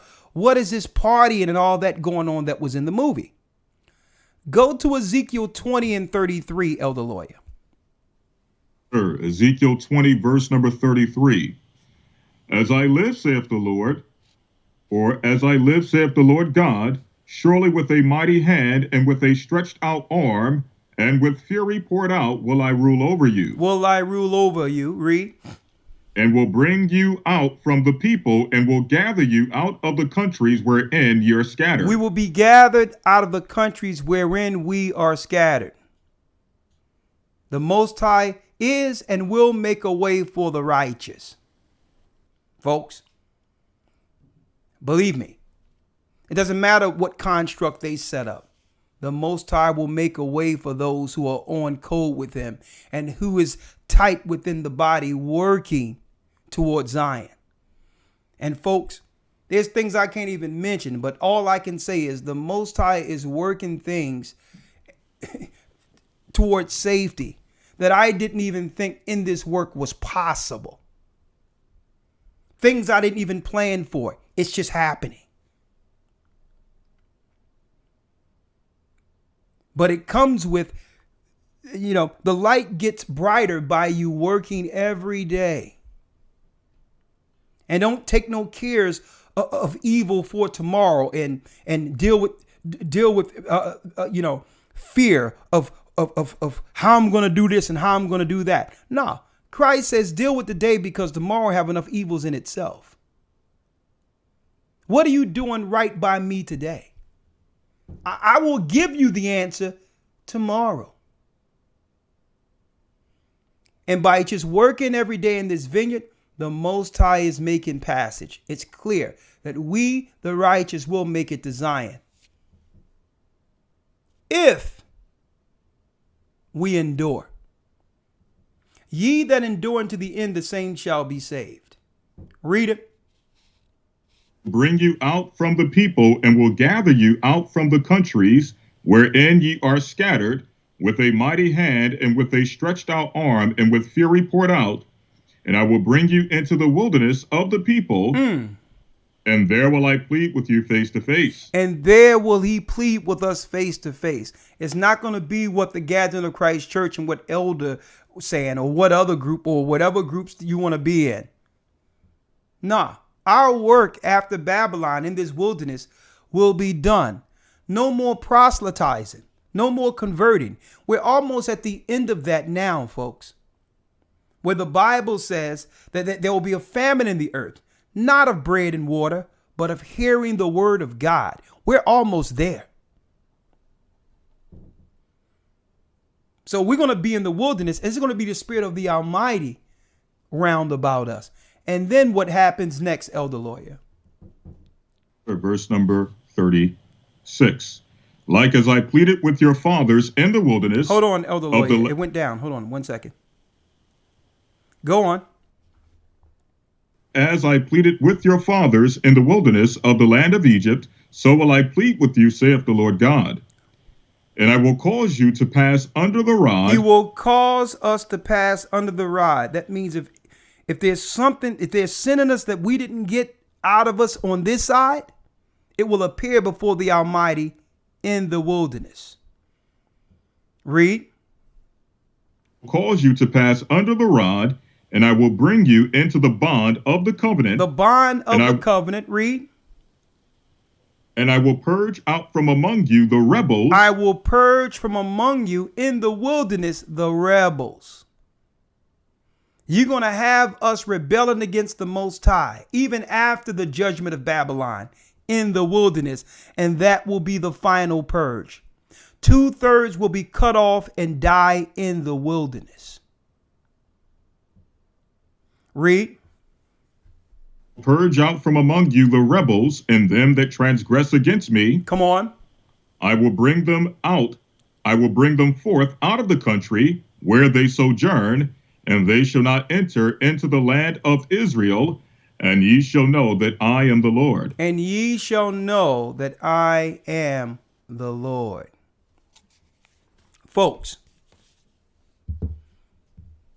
once you're unplugged from the matrix, there's no going back. Elder, let's go to where it says, be either hot or cold or spewed out of his mouth. Let's go.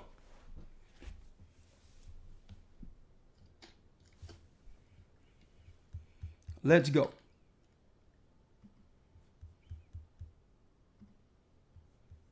Yes, sir. This is the book of Revelation chapter 3, verse number 15.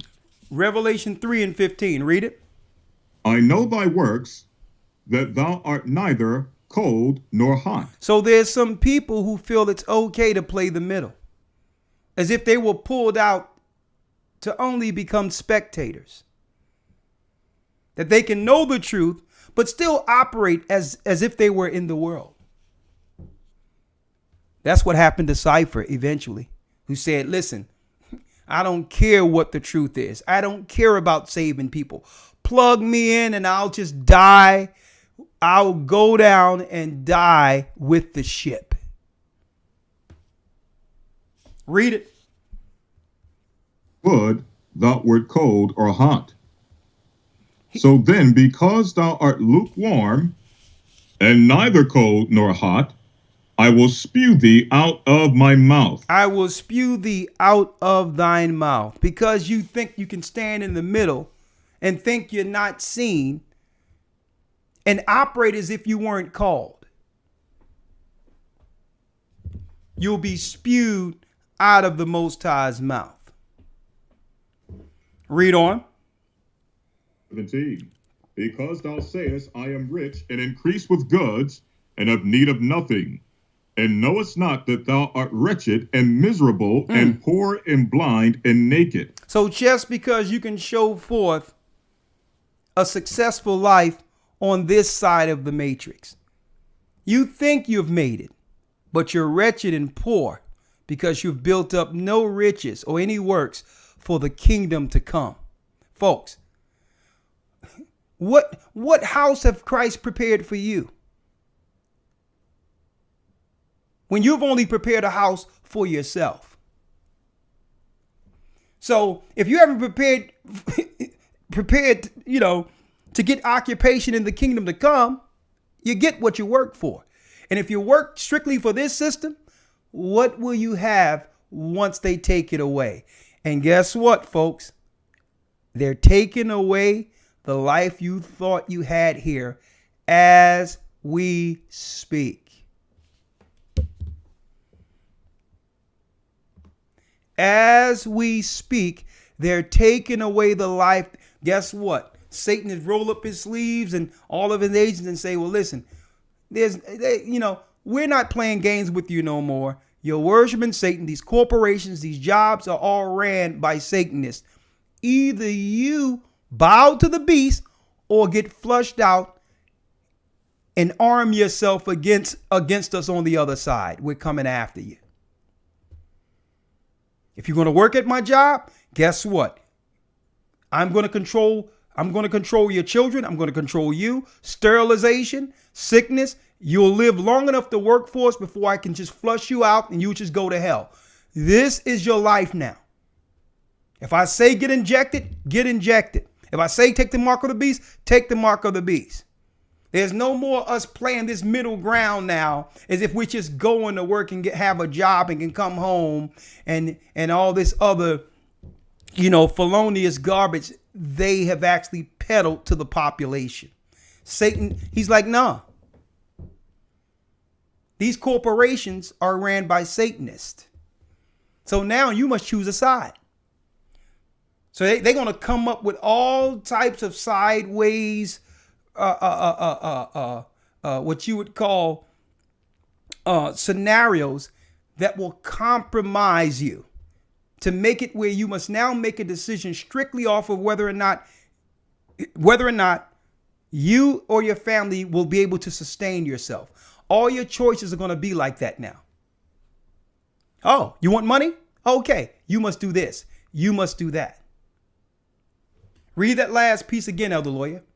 I'm going to tell you, folks, Satan is actually aligning an army within society to fight against the righteous. And guess what? The majority of the population is going to take the bag.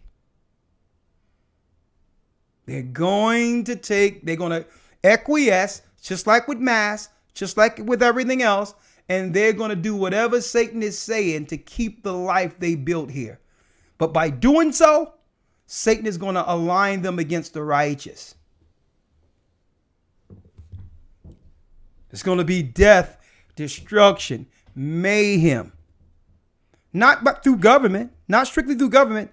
The people that they've aligned themselves, that they have paid as social mercenaries to stop the awakening. See? And then you're going to have people who know the truth. And because they may lose their job and don't know how things are going to work out, they're going to lose faith and they're going to say, plug me back in. I'll take whatever syringe you want. I'll do whatever you need. You can plug that stuff, put that stuff in my children too. As long as I can get a stimulus check and continue to get my job. Hey, here we are. Tough decisions for those who didn't make a decision long ago when they had the opportunity, where they could have had some hand in that transformation once choosing to get unplugged from the matrix. At least you had some say in your, in your transformation. But now it's like, no, you don't get this. You out there by yourself, and let's see how you fare by yourself. That's where we are now. Go ahead, Elder Lawyer. Revelation chapter 3, verse 17. Come on. Because thou sayest, I am rich and increase with goods, and have need of nothing, and knowest not that thou art wretched and miserable and poor and blind and naked, I counsel thee to buy of me gold tried in the fire, that thou mayest be rich, and white raiment, that thou mayest be clothed, and that the shame of thy nakedness do not appear, and anoint thine eyes with eye salve, that thou mayest see. So the Most High is saying, come work for him. There is an option. He'll make a way. Being unplugged and doing what? Eating that role. Being reprogrammed for the kingdom to come. And through this, and when you get baptized for the remission of your sins, you will receive a spirit that will open up opportunity that you didn't know existed while plugged in. Come on. 19. As many as I love, I rebuke and chasten. Be zealous, therefore, and repent. Be zealous, therefore, and change. Come on the right side. It's high time you awake out of sleep. But the question is, all the characters of those who are unplugged, we have to now, look inward and be truthful with what character are we?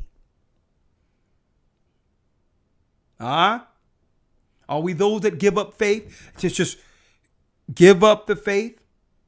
Have lost our first love? Who's willing to betray the fact that you would betray a gift that the Most High actually opened your eyes? In a world filled with darkness, he chose you to see.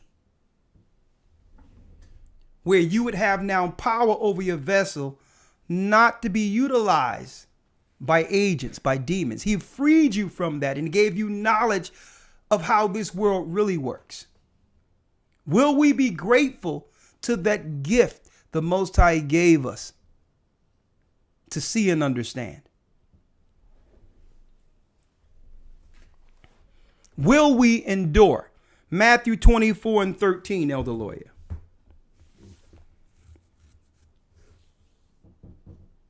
Matthew 24, verse 13. Read. But he that shall endure unto the end. Unto the what? Unto the end, the same shall be saved. Ye that endure unto the end, the same shall be saved. That means you pick up that plow and it doesn't matter. Hey, there's going to be good days, going to be bad days, it's going to be rough. Our faith will be tried. But you know what?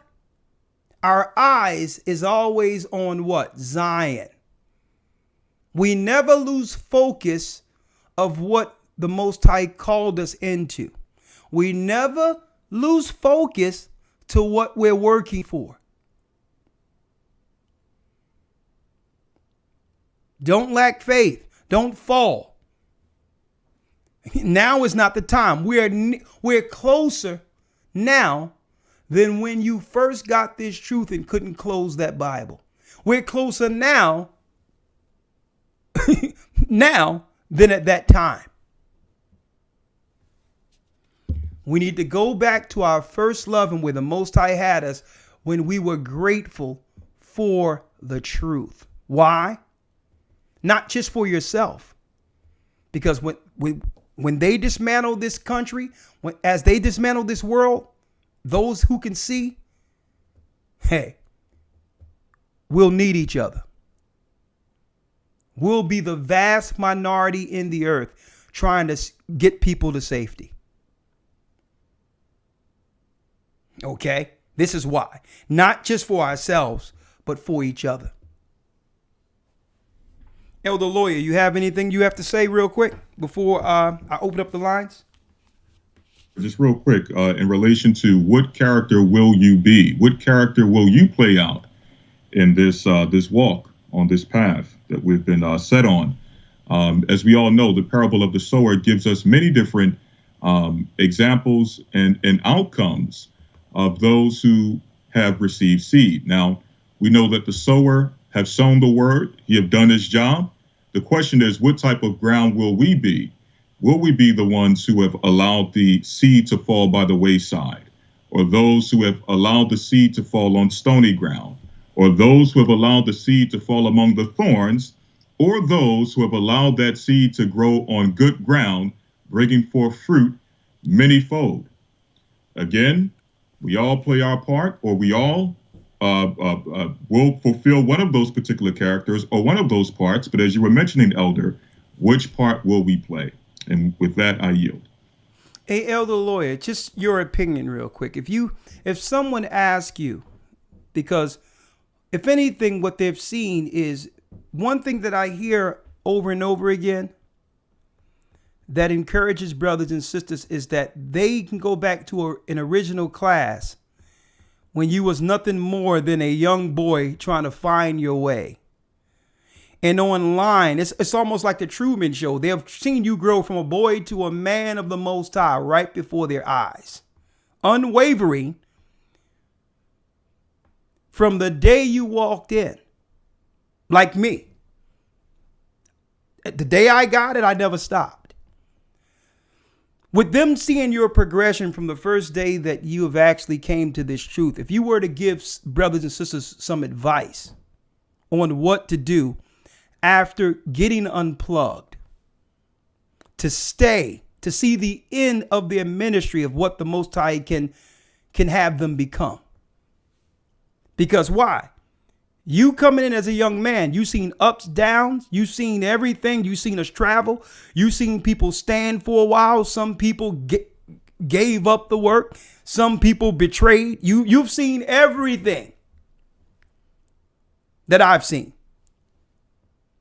Not just growing into an elder because you wasn't an elder at first, but as a spectator growing into an elder.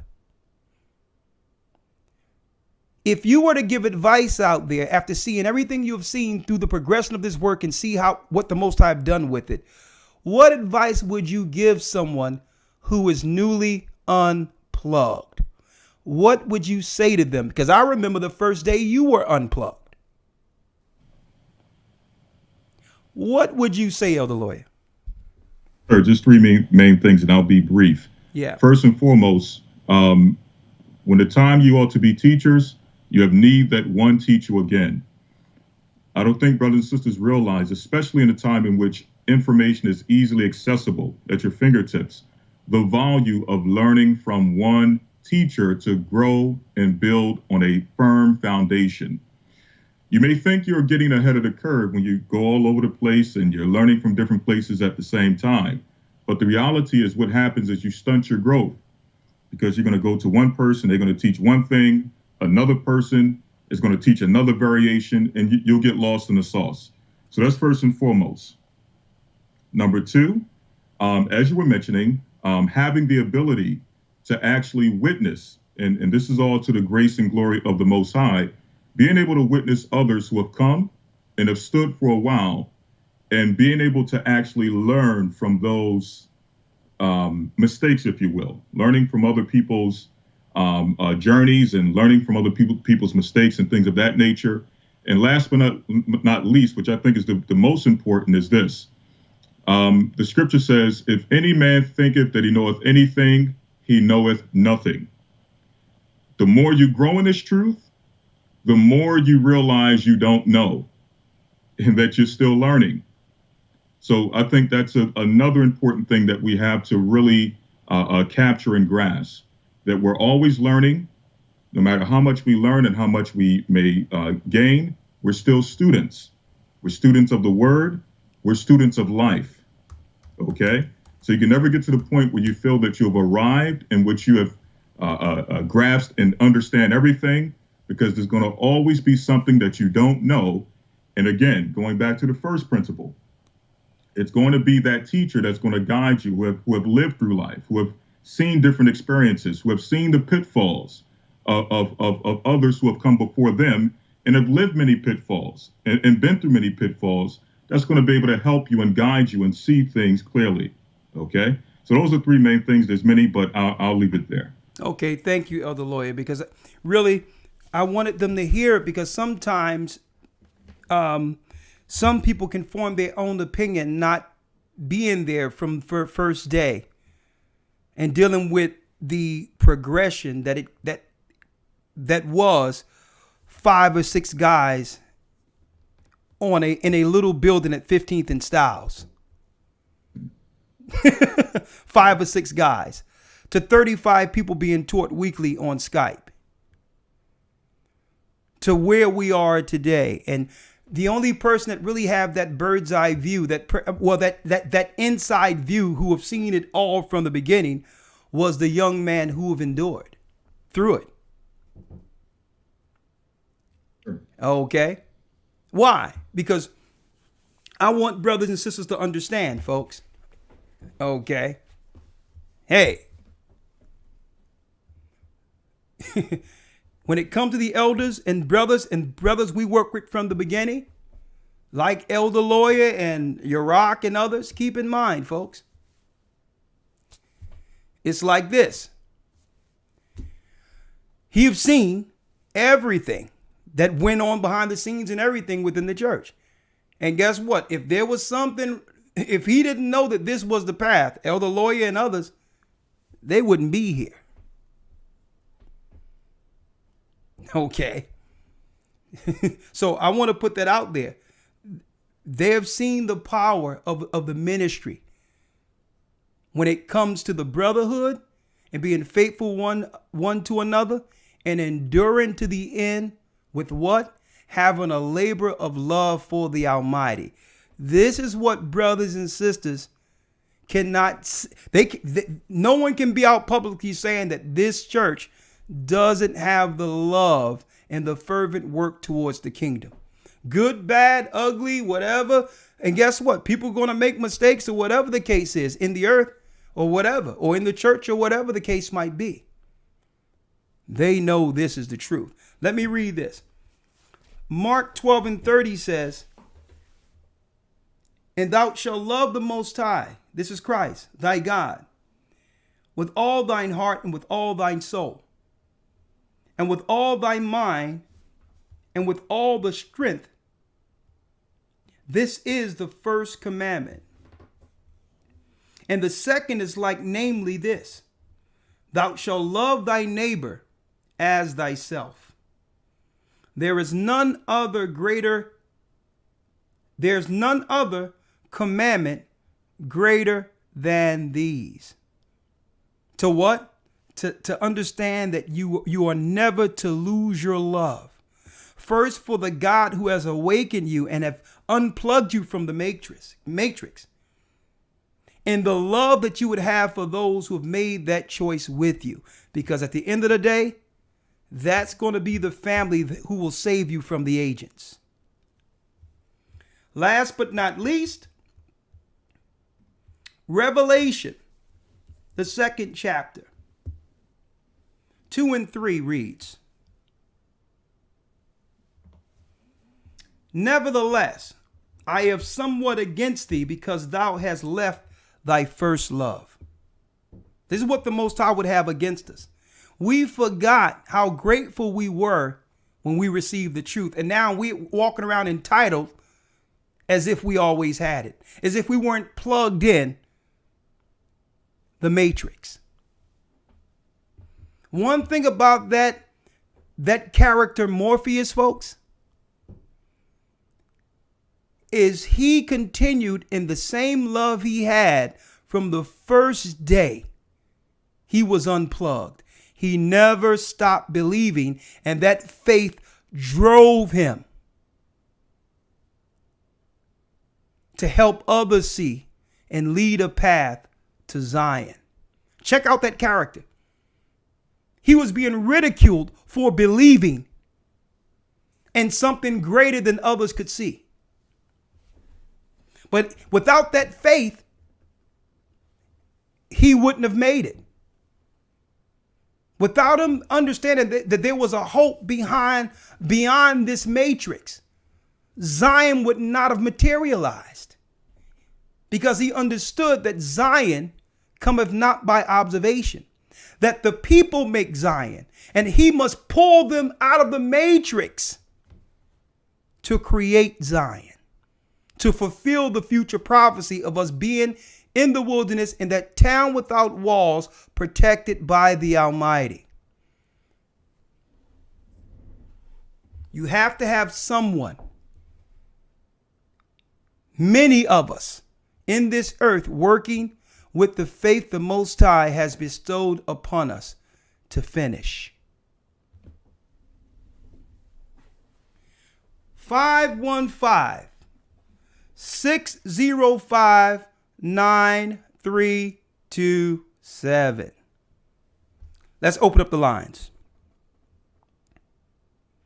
Let's open up the lines. Getting unplugged from the Matrix. Before I open up the line, let me make an announcement. Yes, we have a new academy, January 10th. I would like all who's here to be a part of it because we're being censored.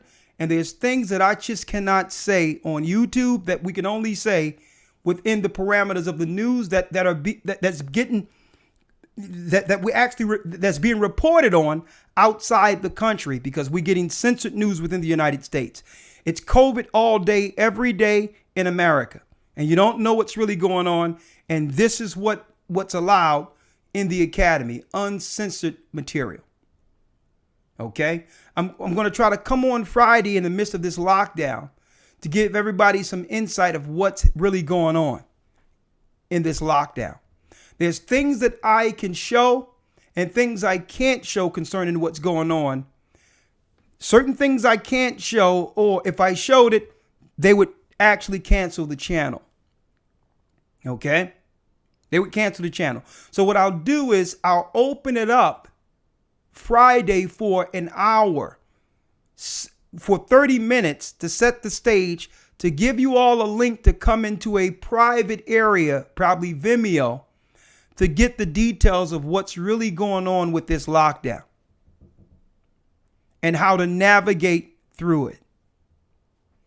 Because what I have to show cannot be shown on YouTube.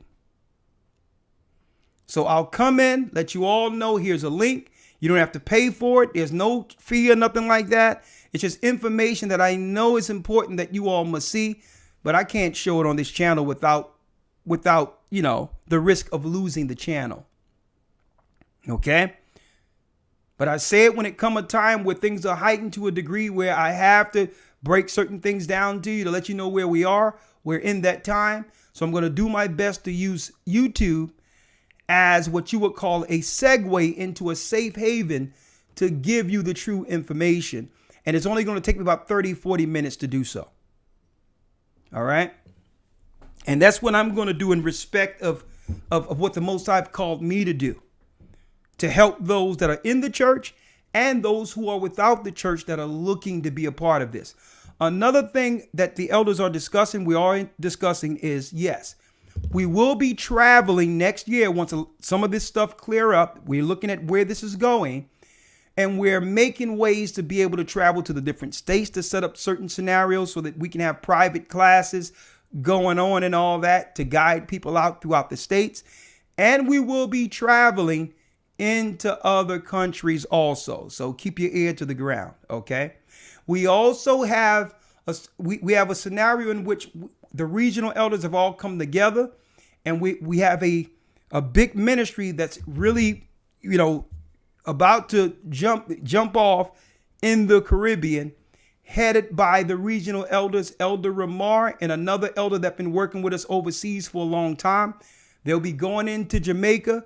We're going to get us a building there, and we're going to move this whole thing together with Jamaica and the other areas of the West Indies to prepare our brothers and sisters together for what's to come. We've already working with that, so I'm excited about that. And if it be the Most High's will, we're going to have Ramar and them go over there soon. Hey, and then I'm going to be coming to the Caribbean. All right. I want to at least work with our brothers in the Bahamas, parts of, I want to go to Puerto Rico. I want to sit down. We have people in Mexico now, and hey, and we're looking to do all this before they shut this stuff down. So keep your ears to the ground. Stay fervent in prayer. If you're doing wrong, hey, repent, stay prayed up, sin not, and get on the right side of this. A line is being drawn in the sand, and Satan is going after who belongs to him, and the Most High is pulling out those who choose him. 515-605-9327. I can't be on too long because I have a meeting after this, but I'm going to take as many calls as I can for the next 15, 20 minutes. And then after that, I'm going to say, keep your ears to the ground. If you want to actually support the broadcast financially so that we can actually get to you all, the broadcast in specific, $GOCC 144 donate. That's strictly for the broadcast, as you see Elder Lawyer and I doing during the weeks. If the bottom one is strictly for people who's already in the church, who don't have a place to gather through the COVID or whatever the case is. So really the top one is the one you'll really be using if you want to support the ministry of what we're doing online that will move us into coming to you and doing things like that. Okay. That's the top one, $GOCC 144 donate. I would like to see everyone who can possibly be in this academy a part of it, because the resources we get from it, we can use that to parlay that into tangible scenarios and things that we'll be able to help people and others with when this stuff break down. We have to change what we have from finances into tangible assets and as far as food and everything else to feed the poor, because our people are going to be faced with choices, food or vaccines or whatever the case is. They're going to have a choice. You eat or not. What do you want to do? So we can't do this alone. So we hope that if you can't do exactly what we're doing all the time, at least what you can do is to contribute to us financially to help us help everyone. Planes cost money, traveling costs money, setting up new churches costs money, helping people costs. Let me get my phone real quick. The other thing I wanted to mention here, okay, there's a sister Carla, and unfortunately she have a young man, her son passed, who was on dialysis. Okay. Now it's been a rough week. We laid to rest a brother who was pretty young in the church this weekend, along with the mother of the church, Sister Paula Scott. And our condolences go out to her. We did them both in the same cemetery Monday. I want to put that out there, and our condolences go out to them. Let me make these announcements before I told her that I would put out a GoFundMe that she has. Sister Carla. Okay, one moment here. If I may, 1 second. 1 second here. So I'm going to put out this this GoFundMe.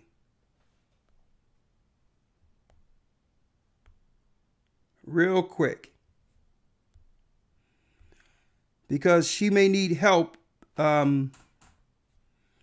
She may need help with the with the burial. I'm going to send some to the GoFundMe, but I told her I would put it out there for her because Sister Carla, as you know, the lawyer, been following the church since its inception. She was on our Skype calls, actually.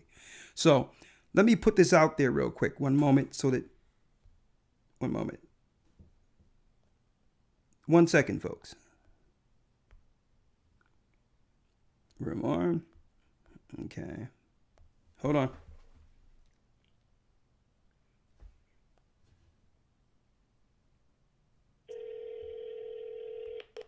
Okay. Resent. All right. There it is. Okay. Sister Carla. Okay. I'm going to put a GoFundMe there so that people can actually go and support this sister with help for her son's burial. Hold on. Yes, Sister Carla. Shalom, my brother. Shalom. Shalom. I'm in the midst of the lesson before I take calls. I'm about to put it out there for your son now, okay? Absolutely, brother. We're tuned in now. I don't know. We're probably like a minute or so behind to get you, but I'm still tuned in. Well, sister, don't worry about it. I'll call you afterwards, but I'm in the broadcast, but I'm letting you know I'm putting it out there right now so that brothers and sisters can support the GoFundMe for your son, okay? Bless you all. I love you all, brother. I love you all. Show. All right. Thank you, sister. All right. I'm doing it now. Take care. All right. I told you I would. You. All right. All right. 1 second, sister.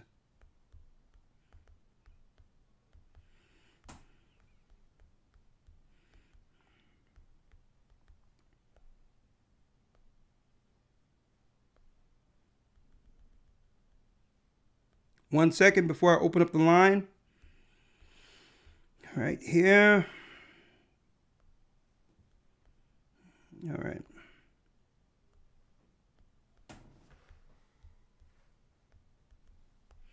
All right.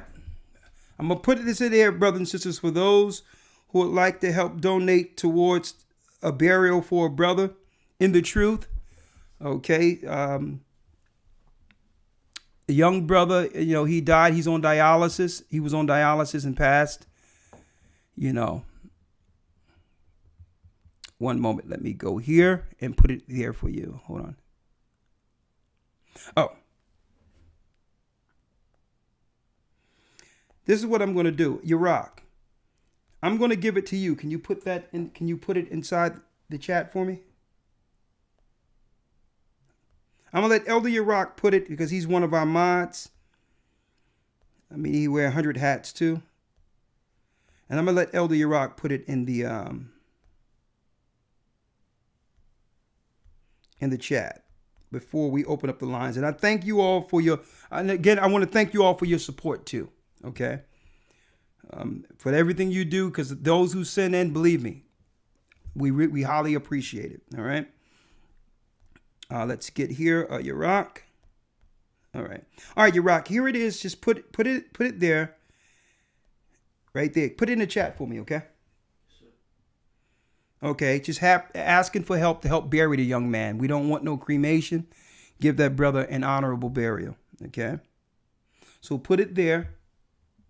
Okay. It's a GoFundMe asking for help to bury a young man by the name of Corey. Okay. He's a blessed man. He's baptized in the church, and his mother has been a long tenured member who've always supported the church. So it's in the chat if you want to go there, and you can help raise the money for the brother's burial. Okay. And I'm going to also put money in afterwards. Okay. All right. Let's open up the lines now. Okay. We got 3,000 people in. Please hit the like button and getting unplugged from the matrix. Put it in there more than once so they'll see it, all right? All right, let's get it. Blog Talk.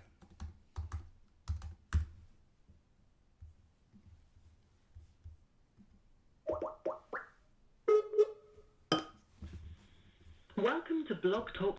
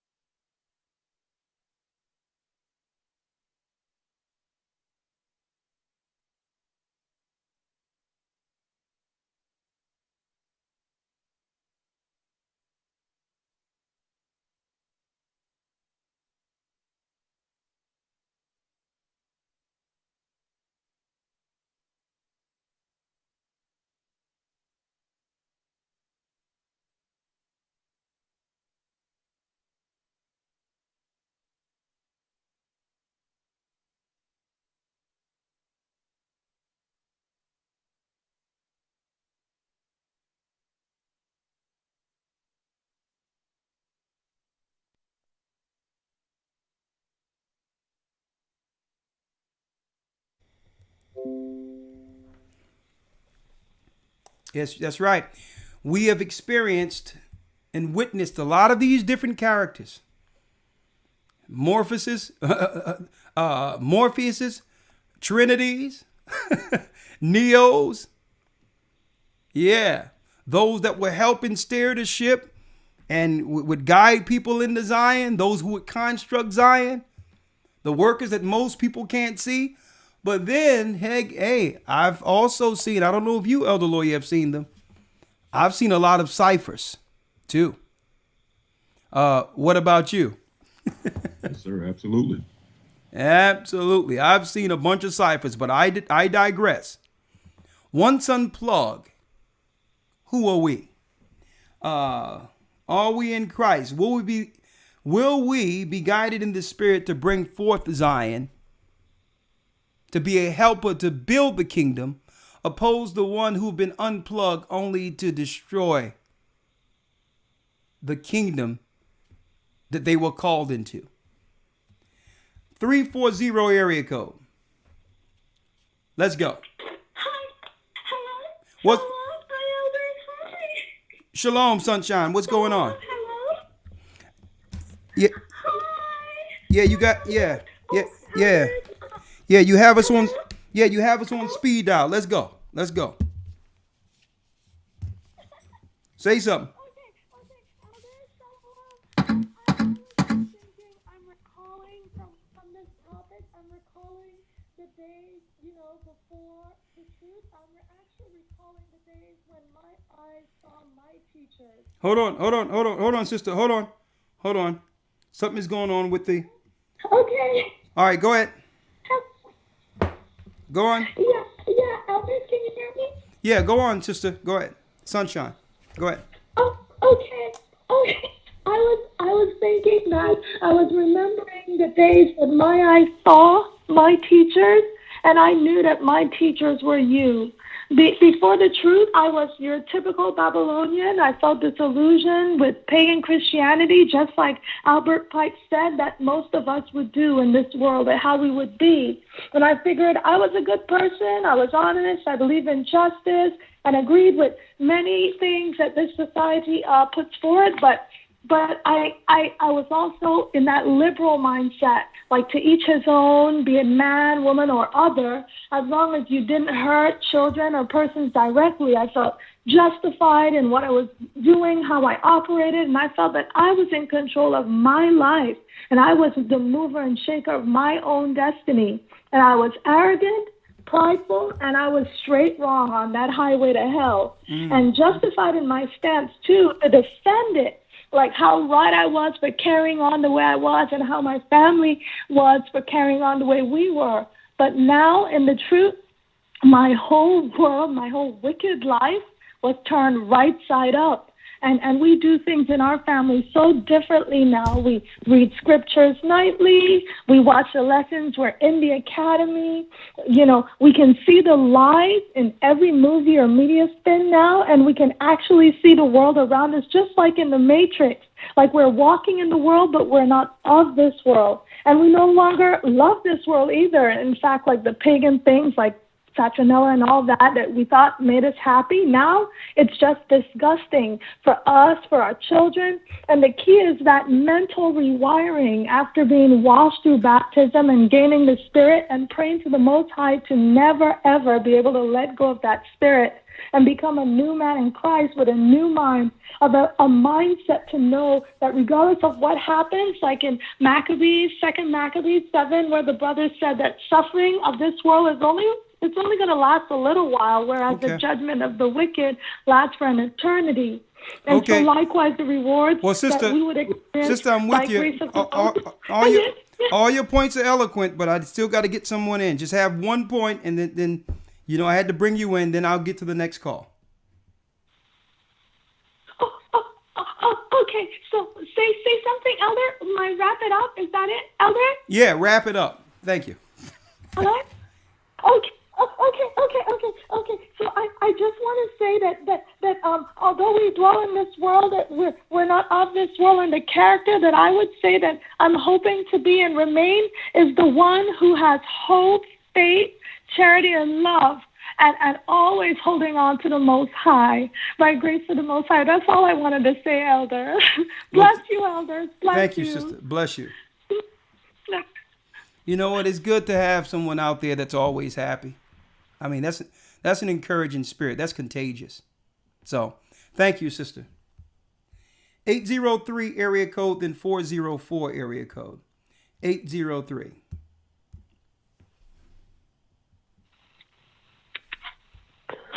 I 808. Hold on. Hold tight, brother. Hold on. 404 area code. I got to do them in order. 404 area code. I have to do it in order, so hold tight, brother. 404 area code, then 318 area code.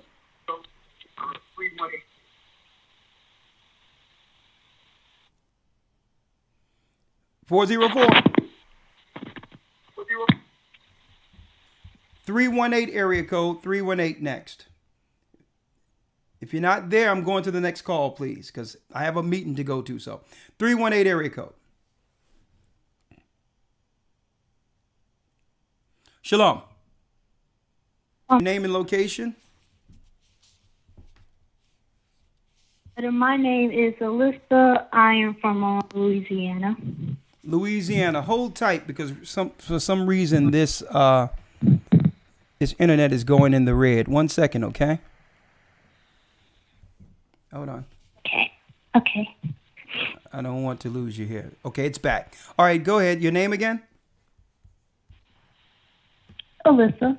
Alyssa from Louisiana. What part of Louisiana actually? You from? Monroe, Louisiana. Okay, Monroe. You know, I was born Lake Charles, Louisiana. But all right, let's go. Talk to us. Oh, really? I didn't know that. Yeah, I was born Lake Charles. Okay. Okay. So, I remember the time I was plugged into the Matrix.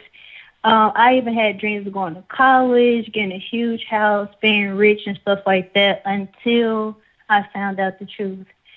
So I don't know how long it's really okay. I don't know what day or when my mother got the truth and told me, but upon that same week that I got it, I had a school project coming up.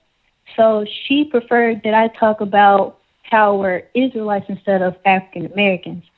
So I went to school and I told my classmates, talked to my classmates that we were Hebrew Israelites and stuff. And that's why I learned that we were really in the Matrix, because as soon as I started talking about it, my teacher stopped me and told me not to go any further. And I asked her why. She didn't tell me why, but she told me to continue. At that time, I was still learning. So I was trying my best to tell my peers that we were Israelites and stuff like that. And, I kind of took the L because I know I didn't really do a good job of telling my peers. But then they started asking me, how did you know this? So that lets me know that not only me, but me and my peers were in the Matrix, and that they really wanted to know who they were and stuff like that. And another experience is when I was going to a Baptist church with my godmother. When I went to this church, I always noticed something was not right. It's like I did not like being up there with some type of energy. And, each time I don't listen or anything to the deacon that was teaching us, she would call my mom and tell my mom to get on me, that she ain't listening to this, she ain't listening to that. And, I always noticed that the pastor had something new car, new clothes. And that's when I knew, something is not right. Something is not right. Something we are being lied to. Something's not right. So that comes to present day, that now that I know the truth, when I look back on it, it's just like, now being unplugged, it teaches you a lot of things, what to avoid and what to avoid and not what things not to get into. And it just goes to show that, we're really in the Matrix. Let me ask, how old are you? How old are you? How old are you, young lady? I am 18, elder. Now, 18. Now, sister, I need you to check this out. If you would have talked about your life growing up as a Muslim, your teacher wouldn't have stopped you. If you would have talked about your life, if you would have said that you had a life with an alternative lifestyle, and that life and how you are free to explore your love for the same sex, she would have allowed you. Yeah, that's true. Isn't that deep? If she would have said that she found a new religion of paganism and with libations, to the dead, they would have actually gave her the floor to do so. But no sooner she said that the positives of her finding out she was an Israelite, the teacher knew immediately. An agent jumped into her and said, "Stop. You are not allowed to unplug children from the matrix." Thank you, sister. What a testimony. Welcome home to Zion. Yes, sir. You're welcome. Welcome home to Zion. Thank you, You're sister. welcome. Never lose, sister, that first love. Okay? Huh? Oh, 515-605-9327. Let me put it up there. 515-605-9327. Thank you. All right, let me go down. There's a number in front of you. All right, let's go down the line. 702 area code. Getting unplugged from the matrix. Shalom. 702, you're live. Shalom. Shalom, name and location. My name is Derek. I'm in the Utah area. All right, the floor is yours. All right, I just wanted to say I appreciated the show or whatever. I'm still, I've been trying to get a hold of you guys for baptism. I'm from I guess you would say a different walk of life. Like, I was an addict, an alcoholic. I basically came out here to, I thought people would be more like-minded, just getting myself together or whatever. And, this Mormon thing is real. They're not really trying to hear that Israelite doctrine. I wish I could have chimed into that show, but, just unplugging and really looking at everything. I'm just still trying to hit that water and see what I could do to, I'm ready to die for this, and that's all I wanted to say, Elder. Okay, brother, let me get your name. My name's Derek. Okay, Derek, we're going to call you up tomorrow, okay? Appreciate that, sir. And right now, you in Utah? Yeah. Okay. My family's still in Vegas, but okay. I just kind of came out here myself just to get right. All right, yeah. Hey, it's a lot of. You talking about the Matrix? You talking about Joseph Smith and the demons and Satan's toilet paper called the Mormon's Book. Lord have mercy. All right, so don't worry about it, brother. We will call you we'll call you tomorrow. I'll make sure I give it to the elder right now who's over that area. He's in the room with me, and what I'll do is I'm giving it over to him now. Here you go, you're out. Call the brother. All right, bless you. 980 area code. Before I bring in 908 area code, I would like to say again, the Academy begins January 10th. I would like you all to attend the creation of the universe, and we're going to go into the realms beyond earth to show you the heavens that were made and the stages of heaven that leads to, you got it, the firmament. We're even going to break down Jacob's ladder. And we're going to break down Jacob's ladder because Satan turned the 12 portals around the earth that really signified initially, the future tribes of Israel who would come into the earth. They turned those 12 portals into the horoscope. I'm going to be going into that. I'm going to be going into that first week of the Academy, the creation of the universe, understanding what's beyond the stars. That's going to be our week 1 lesson. If you want to be a part of this, we're in week 11, so we only 2 weeks before we end this Academy. Sunday we'll be going into who's Christ and break down Christ and how he was prophesied out of the Old Testament to prove that you can teach Christ without even using the New Testament. We're going to be going into that this coming Sunday. Who is Christ and how do we know what is the correct doctrine according to him this Sunday? Now, I'm excited about our lesson in week 12 for this academy because we're going into the judgment of the gods. Okay? We're going to prove that according to the scriptures, fallen angels exist, aliens exist. They are worshiped on this earth by the pagans as the fallen gods. We're going to be going into that. We're going to be breaking down a new heaven and a new earth because this earth has been tainted by Satan. And what we can do to actually get to the other side for that new kingdom. Something new is coming into our realm, and it's not Planet X. So we have a treat for you, brothers and sisters, who's in this academy for week 12, the judgment of the gods. You don't want to miss this. All right. It's not a myth. The gods of Canaan, the Canaanite gods and all that, the gods of the Egyptians, they are real. They was here before the flood, and I'm going to prove it. And if you want to be a part of that, you can, Elder Yarack, you can put historytimes.org in the chat. historytimes.org. You can put that in the chat. 980 area code. Shalom. Elder Recall. How you doing? Shalom, Elder Recall.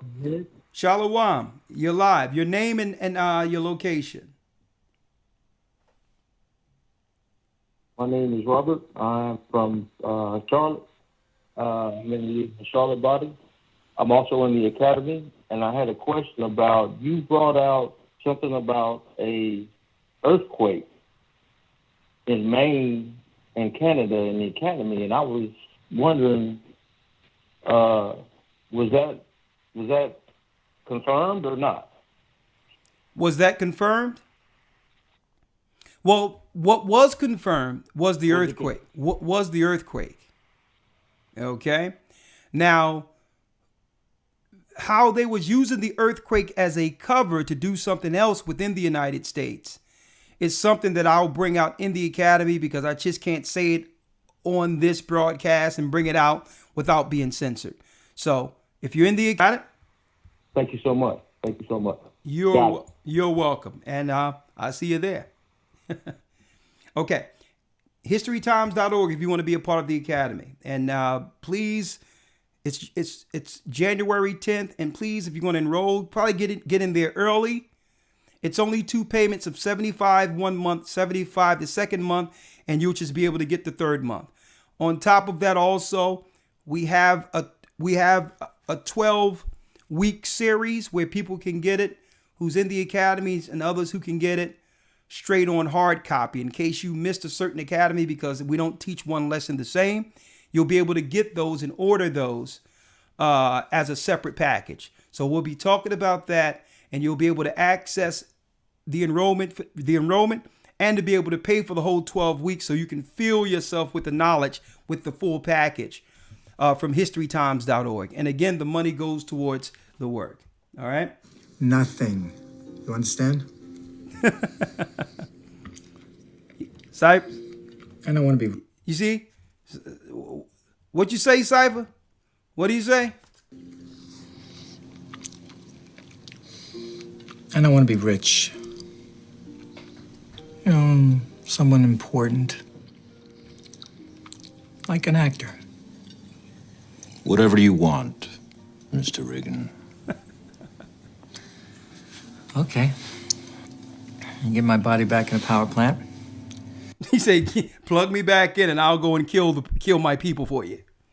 Let's have a meeting. So just try to be concise with your comments and just try to, and we'll pick this up at another time. But I hope through this, using the matrix as a sign that we can compare ourselves to and understand that there's a similarity to the characters and what we exhibit on this side of the matrix when learning the truth, that when we choose this road, that you choose this road for the long haul. Because really, there's no getting plugged back in, to tell you the truth. Once you know the truth, you cannot undo it. I don't care how much you try. You might as well finish. 404 area code. Shalom. Okay. Okay, can't do that. And guess what, folks? I'm going to tell you, I tell people this story all the time, and I talked about it. I even talked about it when I told Lawyer about this and other elders about this.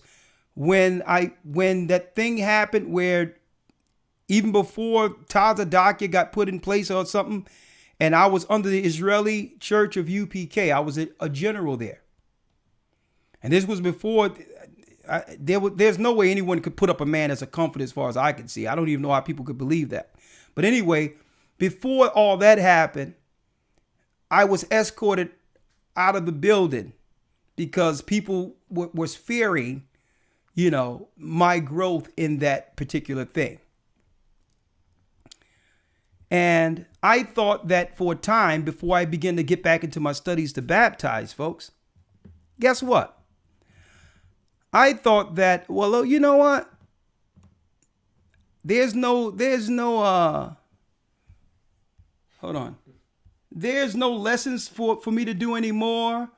I don't have to teach on the street because I'm not with those guys anymore.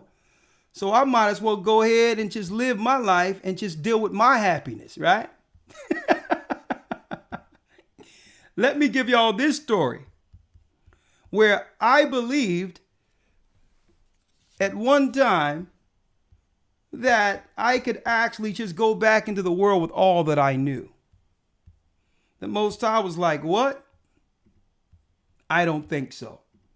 Let me give y'all this story, brothers and sisters. I don't know if y'all have heard this. Check this out. Check this out. I call myself, check this out. I call myself, there was a place called Chalmers down at 27th, right off 27th and Lehigh. Right? Now, before I got in the truth, I grew up in a pool hall. Monsconi's, 20th and Oregon. And I grew up playing pool. And when I needed money, I would shoot pool for money. But once I got the truth, I put all that down. So I kind of figured, when I used to teach folks on the streets, it used to be people where the cops had to come and move people off the streets. There's videos out there. And when I could no longer teach on the streets, there was a serious void left in me. And the only thing I had left was to go back to some of the things I was doing. So I went down 22nd and Chalmers off 27th and Lehigh. And I know I wasn't supposed to be out there because it's Friday night and I know it's the Sabbath. Everything in me said, do not go to hustle some money. And I'm thinking in my mind, well, I can go real quick knowing it's the Sabbath now. I'm not a part of that group anymore. I might as well go back into the world and do whatever I got to do, right? I knew it was the Sabbath and went to go shoot pool and say, well, I'm only going to do it for a few hours. I can make a few bucks, find out who I can beat early, get some money, and I'll be cool. Folks, I walked down the street, 27th Street, on my way with my pool stick on my back. A young guy with a mask came from behind me. He was walking up the street. And you know what? I knew what time it was. He was blocking my path because they know that when I hustled pool, I made money back then, right? This was 2000. This is year 2000. No, 2001. I knew I shouldn't have been out there. The young bull walked behind me and said, you know what time it is. And then another guy came in front of me and said, put your face up against the gate. Had a gun to my head And I'm like, you know what? In my mind, I said, you know what, Lord? I knew I wasn't supposed to be here. I hope I did enough. The guy looked me in the eyes, went in my pockets, took the stash money out that I would make shooting pool, and said, don't be out here again. And they both walked away. My family wanted to retaliate and go against these people and find out who it was. And you know what I said? I said, leave those people alone. I wasn't supposed to be out there. I knew I wasn't supposed to be out there. The Most High was letting me know right there. Listen, there's nothing in this world for you. Take what I've given you and you go teach. Because the landscape of when you are operating is entirely different. You out there, if you're not doing my will, this world is going to take you. A lot of you haven't heard that story. The young guy you can tell when I first looked in his eyes, I can tell that it would have been nothing for him to squeeze that trigger. But when he seen me and looked in my eyes, his eyes changed. And he looked down and said, go ahead, man. Don't be out here again. And I went home. I fell on my knees and I'm like, Lord, I know what time it is.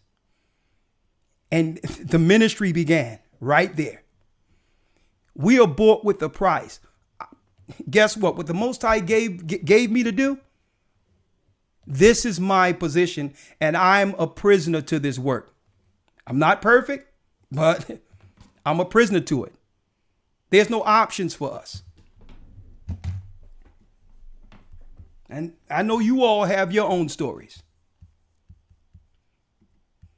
One more, I'll take 2 more calls and then I have to go to a meeting to show you the Most High don't play.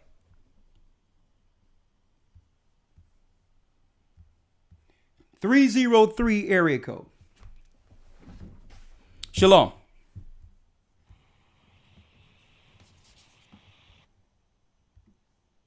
(303), you're live. Shalom, Elder. How are you? Elder. How you doing? I'm good. I just have one question about the church in Dallas. Okay. I'm here in Dallas, and I need to know the information about how to contact the Dallas body.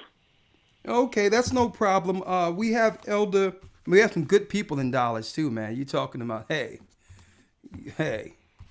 Azan, are you kidding? Azan is what a good man. And then we have Azan, we have Ramar, we have some good people there. So let me put down your number real quick, okay?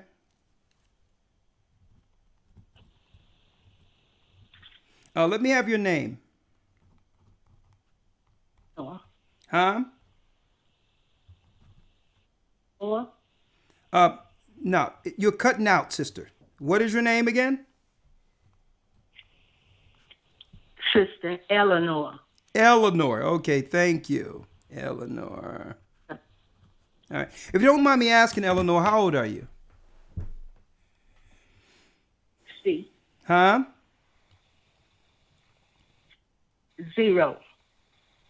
60. Ah, praise the Most High. 60. Okay. All right, Sister Eleanor, I'm going to have the Texas body reach you. The elders and deacons there reach out to you and welcome you to the body in Dallas. Okay. And one more thing, if you can hear me clearly. Yeah. I went by the church, but it was locked down, so I need an accurate place to go because I want to actually go to the body. Okay. Well, sister, don't worry about it. I'm going to make sure they get this and you'll have a call soon, probably before the weekend is out. Okay? That's all I want. All right. Bless you, sister. All right. Okay.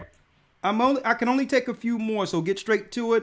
I'd rather you stay on topic. If you're looking to get baptized or get with the church, I'd rather you send an email to goccbaptisms@gmail.com. That's the correct name, the correct email for that, right, Elder Lawyer? Elder Lawyer? Yes, sir. That'll be the correct email for baptism.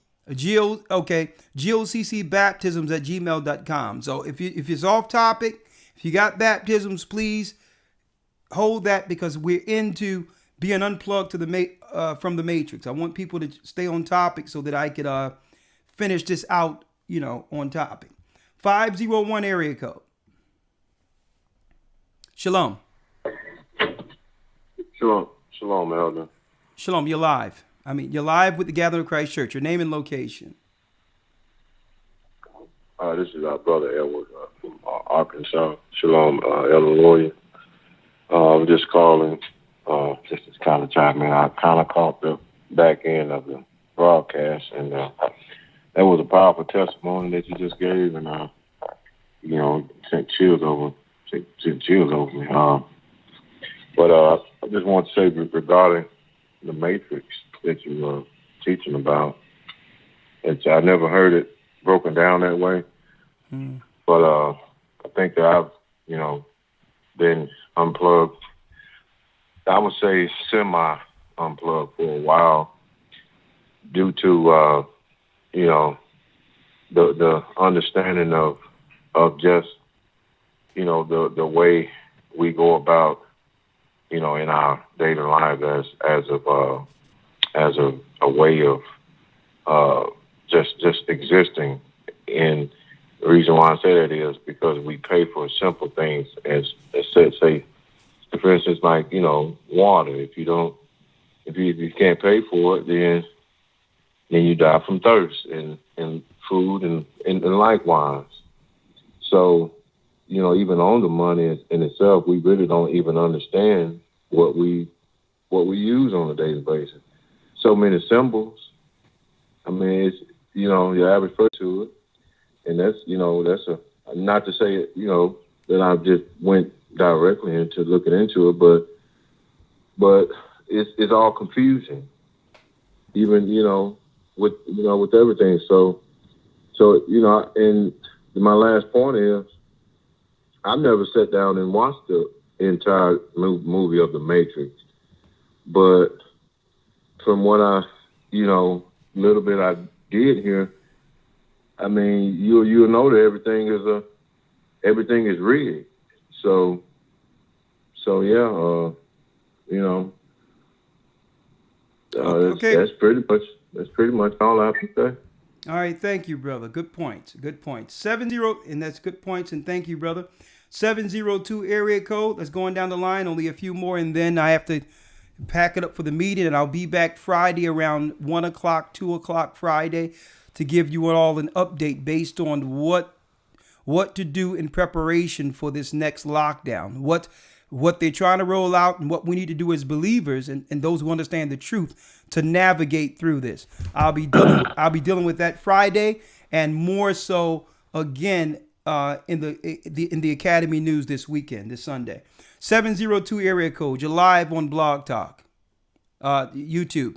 Talk to us. Shalom, elders. Your name and Can location. Shalom. How are you? I can hear you clearly. Yes. Hey,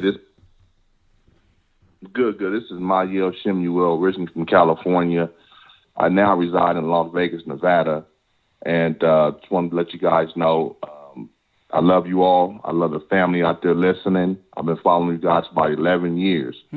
I just had some small one to say, just to put a little bit on everybody's mind regarding the food. I told my wife about the whole situation with the food and all the things that could be coming down a pipeline. She wouldn't bought me an apple tree today. An apple tree. I took this apple tree and inside of a regular flower pot, it had a few apples on it, and I had it for maybe a couple months now. And the climate that I'm in, it takes on winter really well. And I got some fruit growing on it. So I'm getting ready to get a few extra, some limes, some oranges, some ginger, anything that we could trade with one another. I may need assistance to grow some onions, some potatoes. Anything we can do to trade with one another, we'll stay fed. That's how our ancestors did it. We got to go back to the beginning. You could do it on your balcony, a whole garden, little flower pots. It works. Yeah. And that's all I want to say. Shalom, everyone. Shalom, brother. And yeah, you might as well. A lot of people think that food grows in supermarkets. It's okay to put something in the ground. See, when you put seeds in the ground, the earth responds. 816 area code. Hello? Shalom, you're live. Gathering of Christ Church, your name and location? Yeah, this is Ott Bryant. I'm here in the Missouri area. Okay. I was just listening in, but if you could, Elder, could you please take my information down? And as soon as you could, you give me a call. I appreciate it. What's your name? Bryant. Okay. Brian? Yes, sir. Okay, Carl. All right, thank you. All right. Personal matter, if you would. I appreciate it. Okay, personal matter? Yes, sir. Okay, did I do something to you? No, sir. Okay. All right. I'm just joking, y'all. Personal matter, I got you. I'm going to call you, brother. I'll make sure I put personal matter here as urgent. Okay. All right. Yes. All Thank right. you. You're welcome.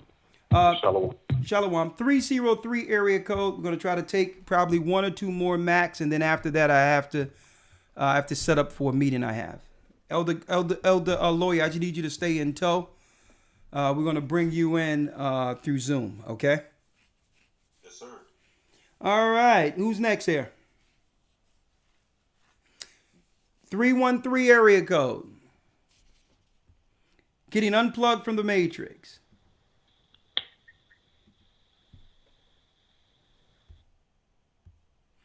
Hello. All right. Okay. You got to be up on it. I'm getting quick on the trigger now.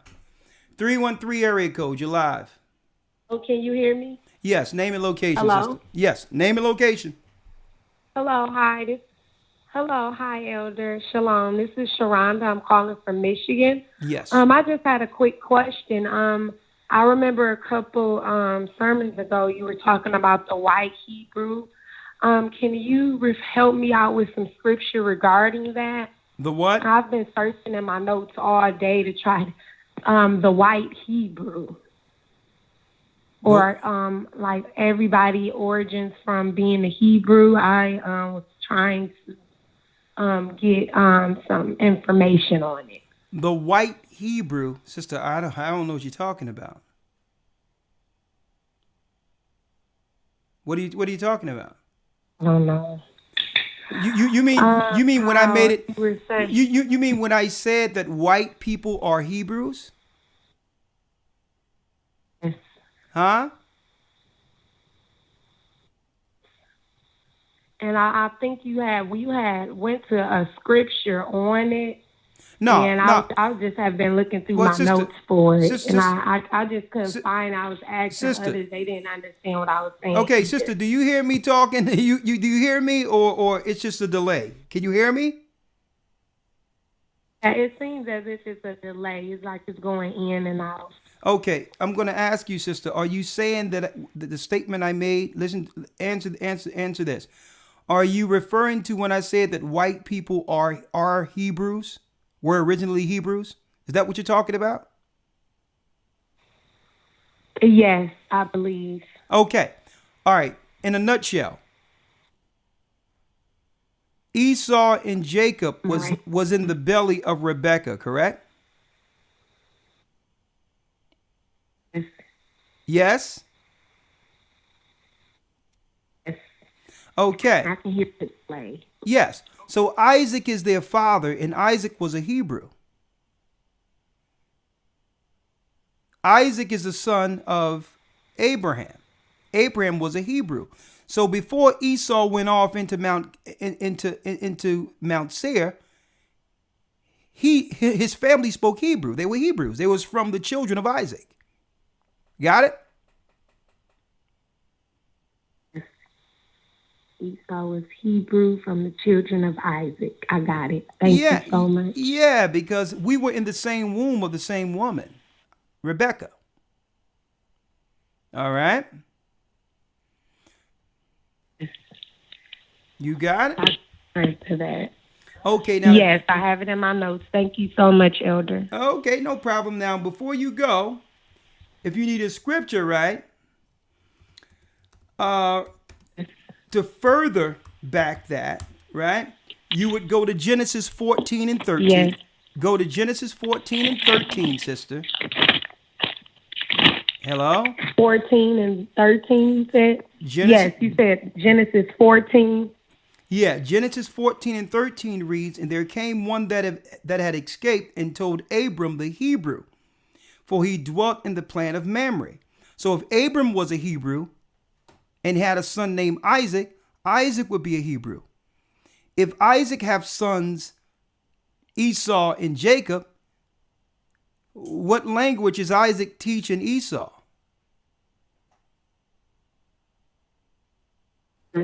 Huh? I'm asking you. Hebrew, correct? Ding, ding, ding, ding, ding, ding, ding, ding, ding. You won the prize. Okay, sister, thank you. All right. Thank you so much, Elder. You're welcome. Bless you. All right. Shalom. Shalom. Bye. All right. That concludes our broadcast for the day, being unplugged from the Matrix. And guess what? We're here to unplug you. And if you get unplugged and get washed, be made clean, we'll welcome you into the family.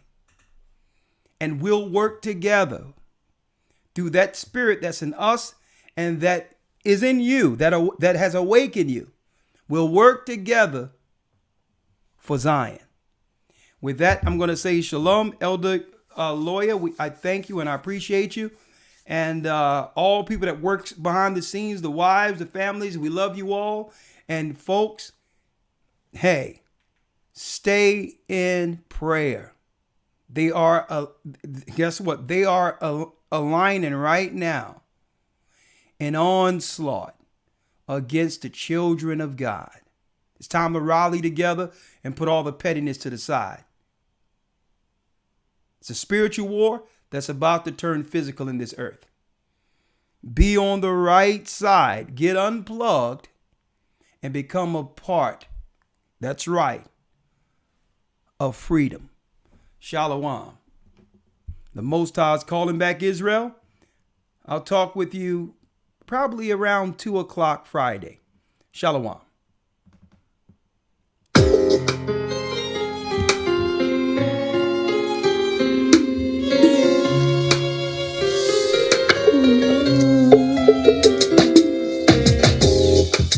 The East is where we're from. The 12 tribes of Israel. In 721 BC, the Assyrian king, he took us down, we fell. With the great escape we went through the Euphrates. The Lord held the water still. To a land where no mankind dwelt, we went. The 12 tribes of Israel. So we be Manasseh, the Cubans, Ephraim from Puerto Rico, and Valley from the Isles of Hawaii. The Lord is calling back Israel. Zebulon from Panama, Gad, the North American Indians, Simeon, the Dominicans. Our highest gathering Israel. The Arabs and Africans told us. At gunpoint. Together ours and children that sold us. In the belly of these great ships we traveled in fear. By the rivers of Babylon.